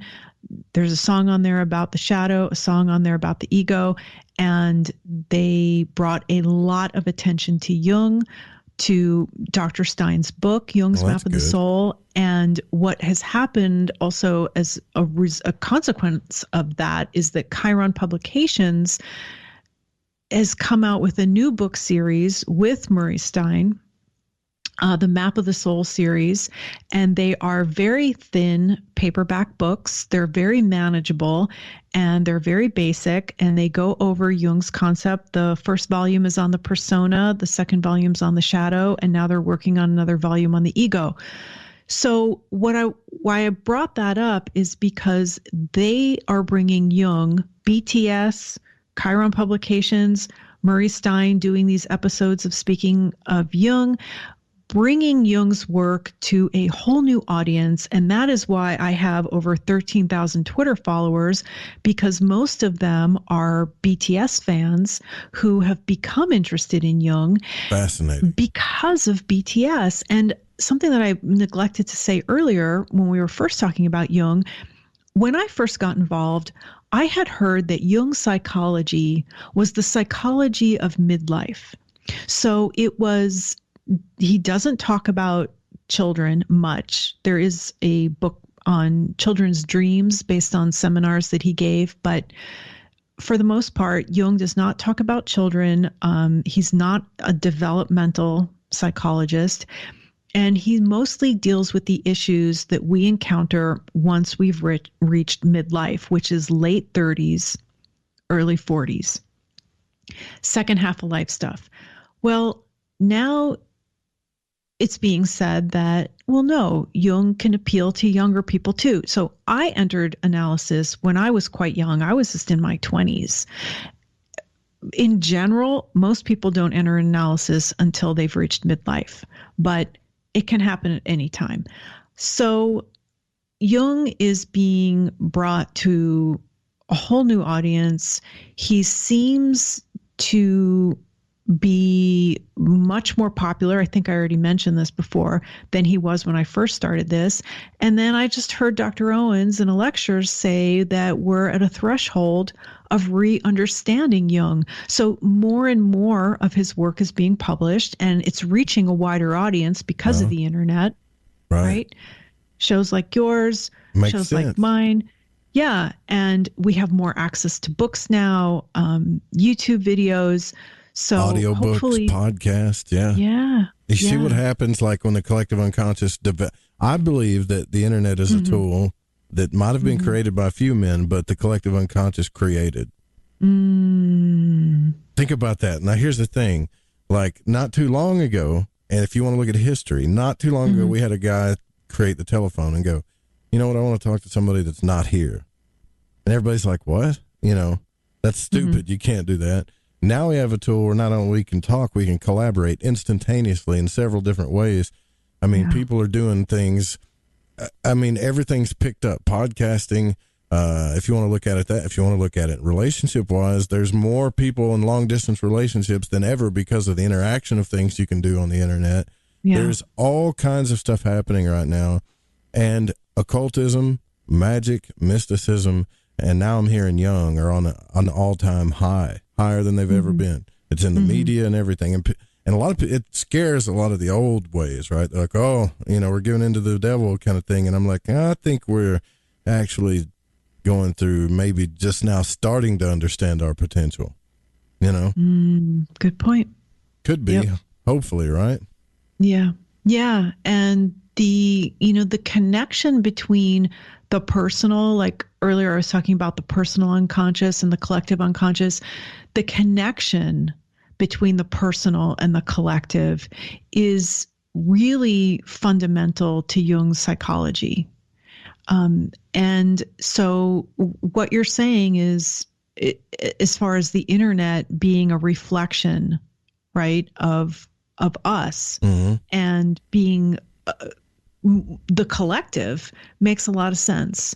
So, you know, that we're being encouraged by these analysts and by Jung to go inward, to look at our dreams, to not listen to a leader, but to listen to your own inner voice. Right. And that's how we stay sane, because other people don't have our answers. And that's why, I mean, we need guides, right? We need a guide. We don't know everything. We need mirrors too. don't individuate alone. But when somebody comes along and wants to tell you, I mean, even what book to read, or these life coaches telling you what to do, it's highly individual. I just really shy away from that sort of thing, because it's about what this individual person needs. And how could somebody come along and say, you know what I need? Earlier, I was saying how in Freudian analysis, the patient lies on the couch and the analyst is out of sight, is sort of behind them, behind their head. But with Jungian analysis, it's not like that. It's two people as equals, both like maybe sitting in big comfy chairs facing each other. And interesting. So yeah, the analyst is directing the psyche. The analyst doesn't know where this is going to go. The analyst doesn't sit there and tell you what to do or give advice. It took me a while to understand that in the beginning, when my analyst said, you know, Jung rarely gave advice. And I thought, what? Well, what am I paying you for? Right? It's need guidance here. Yeah. And sometimes I would ask her, because I thought, okay, I'm just going to go in there and ask her a bunch of stuff. She doesn't know. We're there to explore it together and find out together what is going on with me. So the analyst is there to direct you, to direct your psyche and to be a guide while you my analyst would say to me, just keep one leg tied to the chair at all times. And that's kind of like, what we were saying before about not like Nietzsche, who got overwhelmed by the unconscious and got completely lost in it and went insane. You got to keep one foot in this world. And I hear analysts talk about how we live in both worlds. And you were just talking about inner and outer. And we do live in two worlds. And I think actually James Hollis that might be what his book that he has coming out this summer is about, is the living in two worlds. Trippy enough. If you look at the double slit experiment, right? And I'll bring that back up, okay? Yeah. A physical body might be the only thing that can differentiate the two worlds. You see what I mean? Like, you look how it's structured anatomically. Left brain to the right side, right brain to the left. One side's more artistic, the other one's more logical. It runs like a battery. It needs to be charged. There's a lot of charging and discharging, breathing, digestion, even addictions that can get that way with cigarettes. It's like, and if it's acidic, then it's like a battery, just like the Matrix is talking about. So we're in these biological machines that actually get to differentiate the difference between the inner and outer worlds. And I kind of wonder sometimes when we pass away, because you hear all these, I've read so many books about near-death experiences, and there's not a lot of parallels. I mean, there's a lot of the same stories, and overall there's a lot of different experiences, and it's all kind of like even William Buhlman said, he's like, well, there's people that go to this church and this heavenly place, and I've even seen this place and that, but I don't think there's much of a difference, honestly. I don't know. I can't say that, but I think the human body is like a machine where you can differentiate it, so to speak. This is the inner world and the outer world. I mean, the body shuts down when it dreams. Think about that. Like, it has to have a chemical that gets released so you don't move around and act out your dreams. Mm-hmm. So you're saying the body is the interface between the two? Yeah, probably. Well, what you're saying is it's making me think of when you were reading my bio at the beginning, you mentioned my remote viewing training, which seems like a lifetime ago, but I did undergo some pretty extensive training in remote viewing. And that was over the course of a couple years. And one of my biggest takeaways from that is that the body, we had to learn how to pay attention to the body, because the body knows. And when I didn't talk about how I got into Jungian analysis, but what I was doing before that was something called Heller work, which is kind of like Rolfing. It's a series of body work where you lie on a massage table and your fascia is the soft tissue is manipulated by a practitioner while you talk about whatever emotions are coming up. And she would always say, nothing in the body lies. Mm-hmm. Right? So the mind can go all kinds of places, but nothing in the body lies. And so in remote viewing, we would let our body sort of speak, and we would do these forms with our pen, and our hand would move sort of involuntarily. And that just made me think of that the body speaks in that way, and that it is a conduit between the inner and the outer. Yeah, it's in the symbolism too, in the occult, and a lot of times we don't see it. Like they're dropping this stuff in the chat room too. Like the body is the prism of, is the kind of like the light prism of life. Whatever, you got like the Pink Floyd thing. You got rainbow on one side, then it's the prism, and then you just got that white light that comes on the other side. To me, I talked to Laird Scranton about this. This is a guy who studied symbolism that goes way back to like the Dogon and all this stuff. And he was like, man, what you just said. And I figure, what did I say to him? Like the soul world is in constant communication with the physical world. And a lot of people get this high idea, like, when I die, I'm going to get out of here and leave and go to this wonderful heavenly place. And I'm like, well, what happens like if you die and then you go to this heavenly place and you realize the best thing about the universe and consciousness and whatever reality is life. And then all you want to do is get back. So what if they're just equally dependent on each other? And he said all of his work that he's been studying, even back to the Dogon, the symbolism and all that stuff, says that. Weird. Says what you just said? Yeah. He said it leads to that point, kind of. He said you're incredibly insightful or something, which I was just rambling. But that doesn't mean Joe's insightful. It could be something that I'm pulling out of the collective, like a big fundamental truth. Mm-hmm. Now I'm starting to ramble. No. Oh, another thing that I learned in my analysis is how to think symbolically, which does not come easy to me. And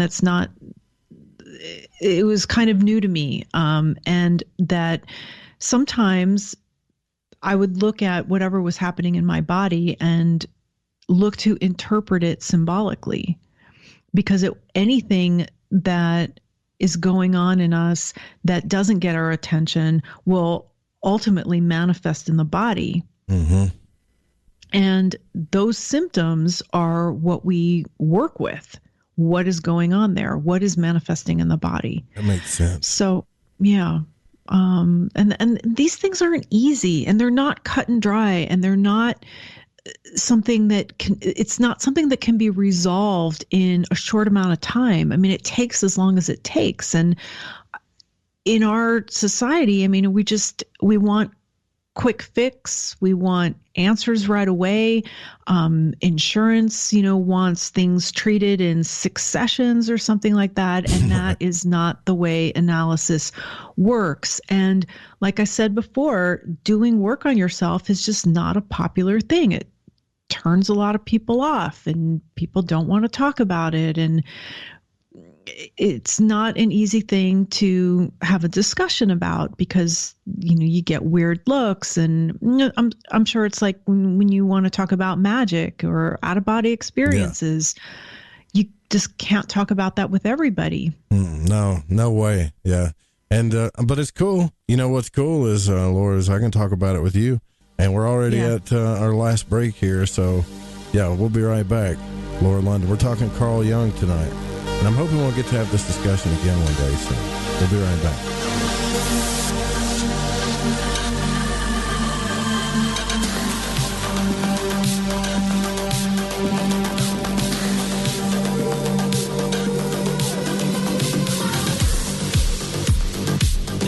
Barbara Charlton from Metaphorical Archaeology. If you've ever had a traumatic paranormal experience, the effects of it may stay with you for years. Who do you talk to? You can't go to conventional help. What we do is we use emotional freedom techniques or tapping to actually neutralize the effects of that event. Maybe when you tell the story now, your heart races and your palms get sweaty. You don't even want to think about it because you don't know how to neutralize that. That's what EFT tapping does. It neutralizes those emotions. The circuit that was recorded on is gone. The energy flows freely and you're free of it. And that's what emotional freedom is all about. We offer this as a pro bono service, but this is something that I offer because no one, it seems, is helping people with these experiences. If you'd like to reach me, it's really easy. My cell phone is 214-995-3754. Please leave a message. I will get back to you as quickly as possible. Or you can email me, barb.eft@gmail.com. And EFT stands for Emotional Freedom Techniques. Reach out to me. It's confidential. This works. You won't believe the results. Hey, this check is wrong. I worked a holiday and 7 hours of overtime. Not getting paid correctly is a real pain. It could also hurt our boss if our company provides out-of-compliance checks. That's right, construction companies doing business with the government can get fined, or officials of the companies can go to jail if the checks aren't right. It's a law. The Davis-Bacon Act has 30 compliance issues for every check, but there is an easy way for construction companies to be in compliance. EMARS offers Compliant Client, a web-based system that finds and corrects all 30 of the possible out-of-compliance check issues. Users of Compliant Client report an 80% savings in time and money. Running a weekly payroll usually takes about 5 minutes. All 15,000 plus clients of EMARS have never had a legal compliance issue. Plus, they sleep better on check day. Contact EMARS at emarsinc.com or call 480-595-0466. All right, man, this is Crow 777, and you are listening to The Fringe FM. Right, me old Chiners. I know it's an ad break, but before you lot shoot off and make yourself a cup of Rosie Lee or whatever else it is you're going to sling down your Gregory Peck, you need to listen to me babble. If, like me, you found your way to Lighting the Void via a downloadable podcast, you might want to take a butcher's at the Fringe FM Wind and Kite. You won't Adam and Eve how many other shows there are or what they rabbit on about. Ancient history, conspiracy, the consciousness, the esoteric, the occult, metaphysics, parapolitical, ufology, technology and spirituality, to name but a few. They got featured hosts like Ryan Gable, Jeremy Scott, Alex Exum, Tim Doyle, Cortana and Gigi, Susanna Ross, the Reverend John Polk, Michael Deacon and J.D. Lewis. You might find yourself listening to the thoughts and theories of the author of The Fish you just finished reading. Or you could pick up the dog and bone, call in and tell everyone your own beliefs or experiences. So do me a favour, before you put on the Ansel or crack open a bottle of vino or roll a joint, go to the Fringe FM and see what you're missing.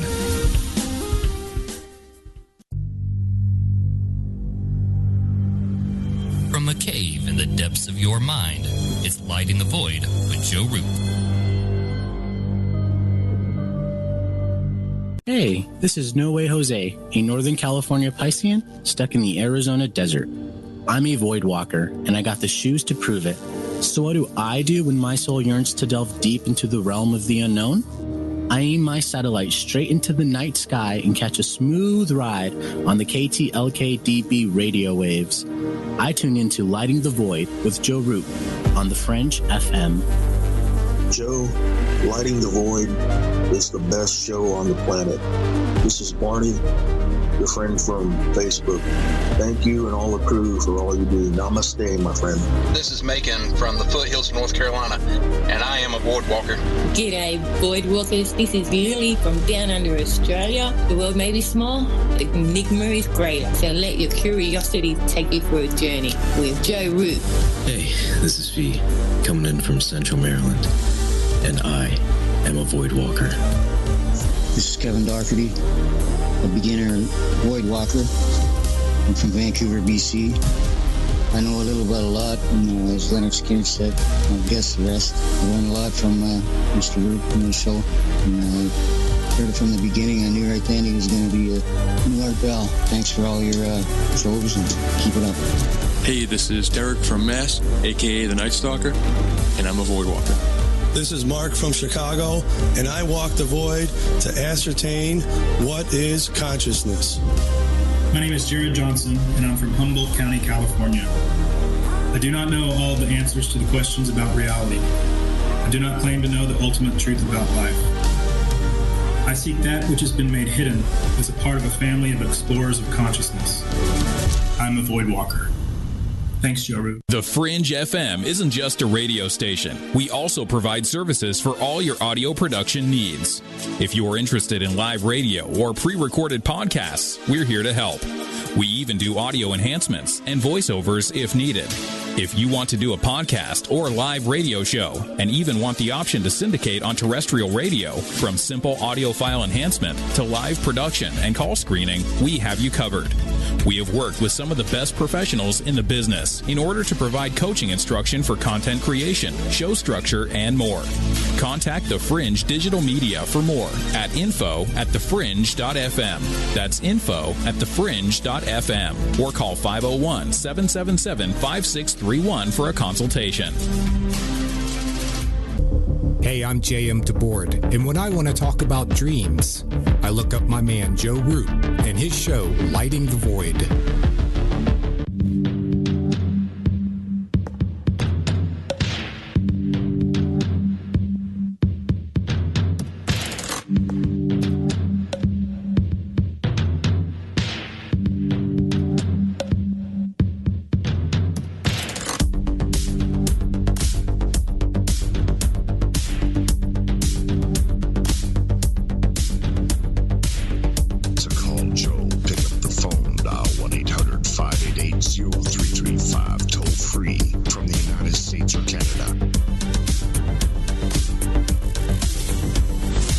Welcome back to Lighting the Void. Thank you for joining us tonight. Don't forget that this show is on the air live on the Fringe FM Monday through Friday night, every single night. We're going to be at the Ozark UFO Conference April the 10th through the 12th. Come out and hang out with us.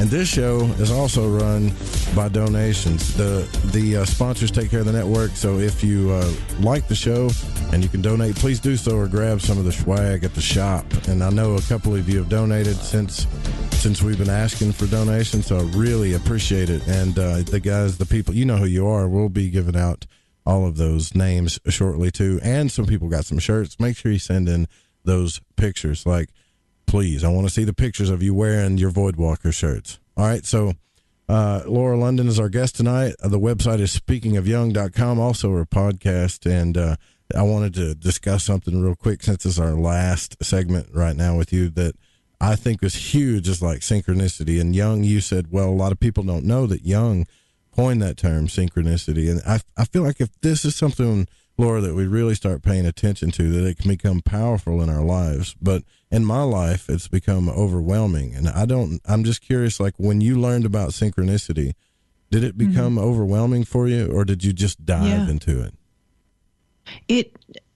I noticed it more and more, and I don't talk about it much because I think that people think that synchronicity is something that Jung didn't intend it to be.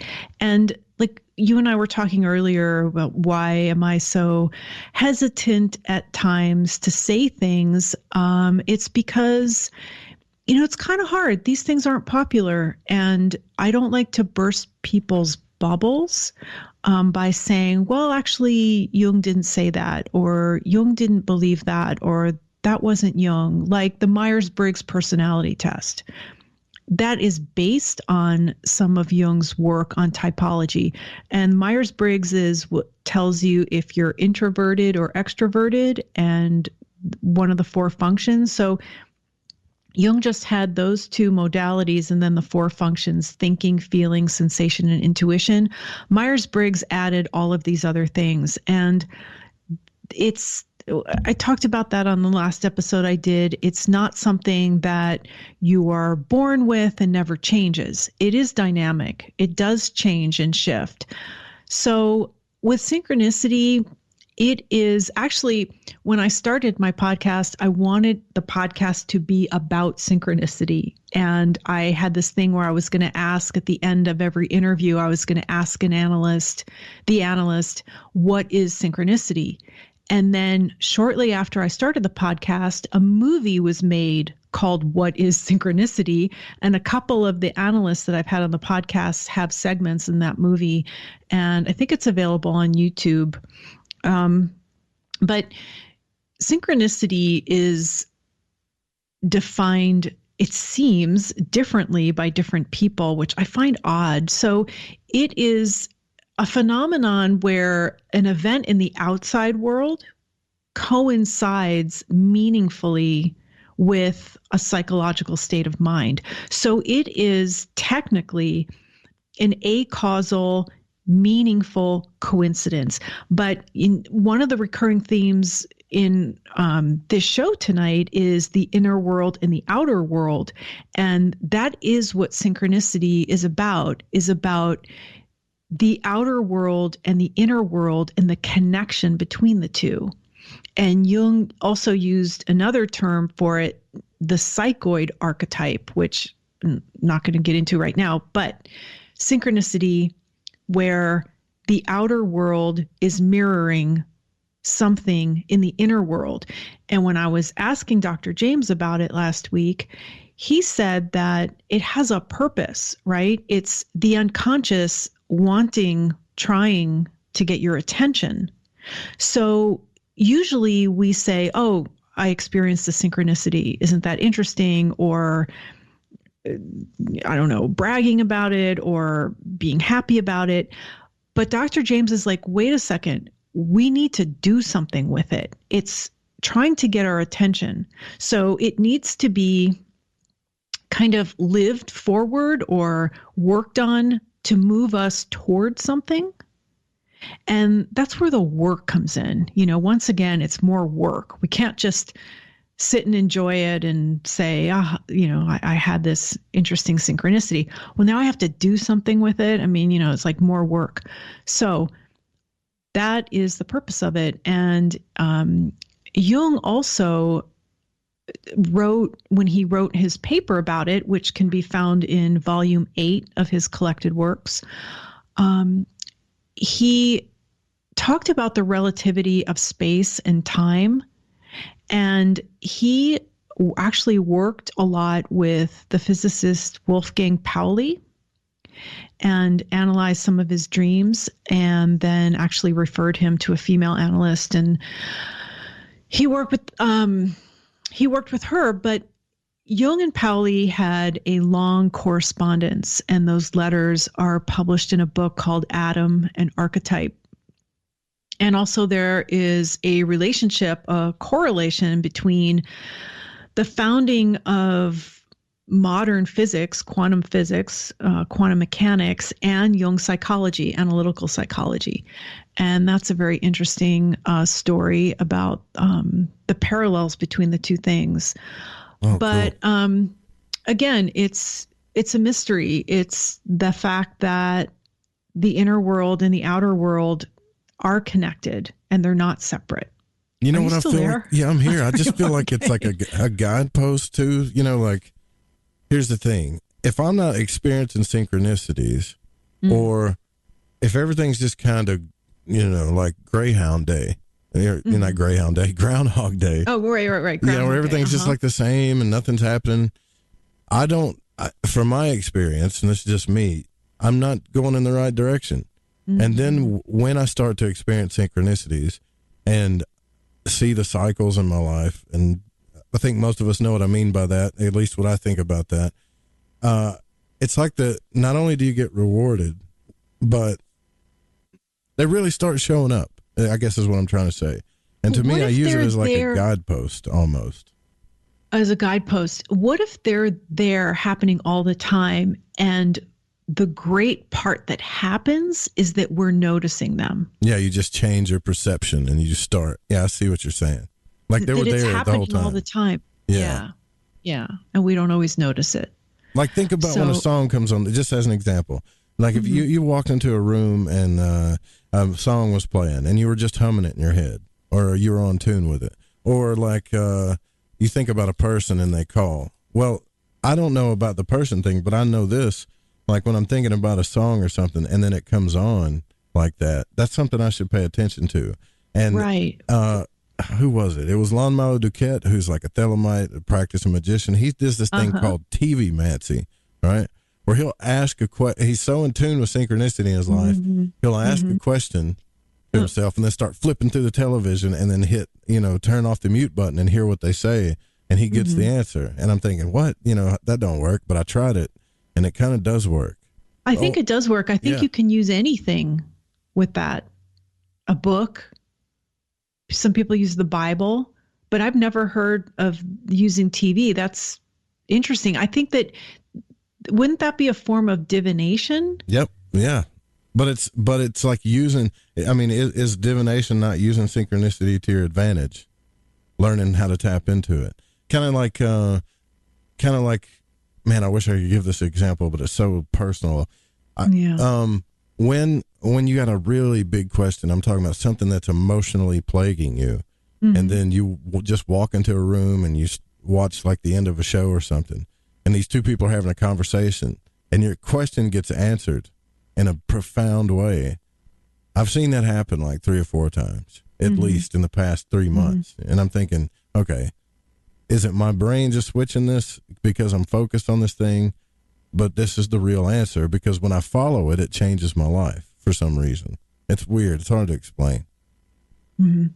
Well, I think that, for example, with the song, that we might say, oh, isn't that funny? I was just humming that.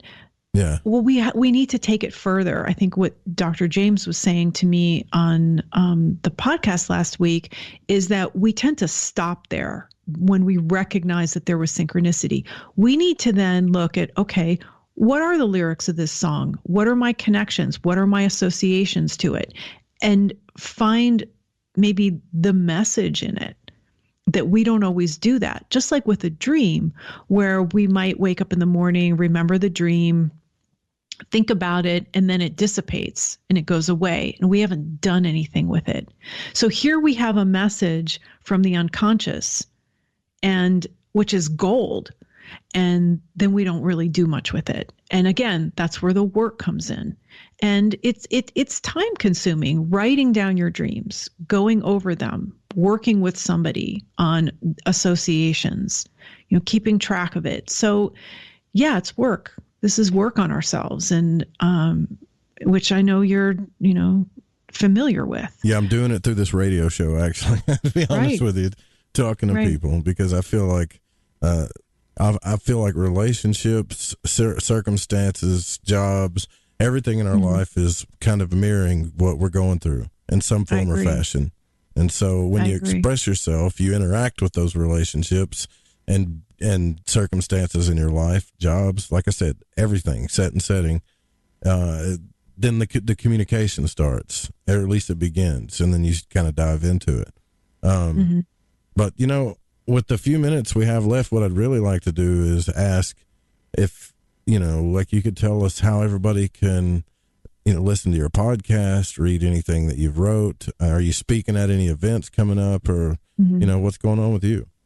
Well, it's interesting you mentioned the conference that you're doing in Arkansas. Yep. Yeah. And I wanted to hear about that. Are you speaking at the conference? Or No. We're taking the radio station there. Okay. Okay. But there are people, there's, Whitley Strieber's going to be there. I think David Pilatus. There's going to be a lot of cool speakers there. And it's one of the bigger conferences. Yeah. April the 10th through the 12th. Yeah. And I know that a lot of things right now are being canceled because of coronavirus. In fact, just this evening, I was trying to rest a little bit before the show, and I kept getting messages. And so I kept picking up my phone, and I was seeing how Tom Hanks and his wife have coronavirus, and the NBA season has been canceled. Yeah, right. I'm stunned at all of this, and it makes me wonder, what else is going to get canceled. And right now I don't have any trips planned except for some family things, and there is a conference. I'm not speaking, but I'm attending here in Chicago at the end of March. It's East Meets West in Psychotherapy. It's, I believe, 4 days. And if you go to speakingofjung.com and you click on the lectures page, there will be a link to the conference. And if you enter our discount code, you get 10% off admission. I'll only be there on Friday, March 27th, because James Hollis will be speaking. It's not all Jungian analysts speaking. It's a variety of different people, but I know Dr. Hollis. I've had him on the podcast 3 times. I've known him for about 20 years now. He was my training analyst. He's written close to 20 books. He has a new book coming out this summer. What else do I want to say? So I don't have any other travel plans. I just feel like I'm kind of in limbo with this virus scare. And Speaking of Jung can be streamed or downloaded from speakingofjung.com. It's also on all the major podcasting platforms like Apple Podcasts, Spotify, iHeartRadio. And I heard you mention the Amazon Echo device earlier. Yeah. It's also available on Amazon Echo. If you ask it to play Speaking of Jung, you have to pronounce Jung with a hard J. Otherwise, it will think you're saying the word young. So you have to say Speaking of Jung, and it will play it on Apple Podcasts or on TuneIn. And I've also started putting the podcast on YouTube, which I didn't want to do because of a number of reasons, but I was talked into it. So I'm just now starting to put the episodes on YouTube. I'm also on Twitter. I'm on Facebook. I'm on Instagram. My name is Jungian Laura. It's a long story how I got that way, or I got that name. And I'm sorry, it's almost 2:00 in the morning, so I'm a little tired. And welcome to the vampire world. Exactly. So I wanted to mention, I said this to you earlier, I just want to mention something about one of your sponsors. I'm not being paid to say this. I'm saying it because I love it. The Life Change Tea people. On their website, I'm not a tea drinker, so I have to say I don't drink the tea, but they sell under their skincare. If you click on that, they sell a serum that I absolutely love. I've had chronically dry skin my whole life, and this has changed my life. It's called Wildflower West Sun Damage Serum. Yeah. And it comes in, I don't know how many ounces this is, with a dropper bottle. And it is the best stuff I've ever used on my skin ever. And I love it. And I can only buy it at, what is it called? GetTheTea.com. Yeah. So I just wanted to give a shout out to those guys for making this. It's made with herbs. It says traditionally honored for minimizing environmentally induced age spots, wrinkles, and some other things that don't sound so pretty, but I use it because I have dry skin and it is wonderful. So it's worth, like right now, that's a bottle for like $26. Totally worth it, right? The Wildflower West Sun Damage Serum. Probably, I don't know, over 6 months. I mean, it lasts a long time. And, you can spend more than that on just lotion. And this is way better than lotion. So the Wildflower West Sun Damage Serum, I highly recommend it. Fantastic. Yeah, Ronnie's cool. And he's the real deal. And I think he's really trying to help people too. And I think you are too. And you know what? I'm glad that you actually came on the show, because I know it's, like going on shows and talking about Jung, especially with the background that you have, it's probably not an easy thing. So the fact that you're doing that and spending time with us here in the late night means a lot. So I really do appreciate your time. Well, it means a lot to me, Joe, that you asked me, that you have interest in Jung, that you heard me out, let me talk. It's a complicated subject that I am not going to speak definitively about, because there are a lot of different interpretations and people see Jung in different ways. And I could just tell you my experience and the way I see him. Sure. And I haven't even begun to speak about what he's brought to my life. So maybe we'll save that for another time. But thank you for letting me talk about my podcast, talk about Jung, talk about myself. I appreciate it. I appreciate the time. Thank you so much. You're welcome. And guess what, guys? If you re-listen to the show, all of the links to our website, the podcast, all of that is going to be in the show notes. And we got to get out of here. We'll be back the same time, though, tomorrow night with another awesome guest on the show. I want to thank my executive producer, Patrick Newland, a.k.a. Pacho, the people at the station, Barbara, Amanda, Jeremy Scott, Eric Markham, all of you guys in the Fringe FM chat. Please don't copy the show without written permission, especially you YouTubers out there. We'll be back tomorrow night. Good night.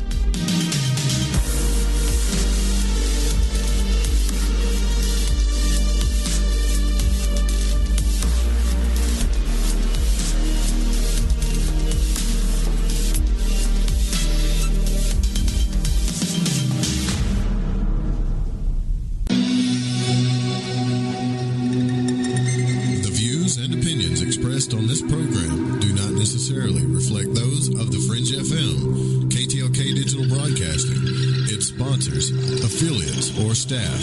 Listener discretion is advised.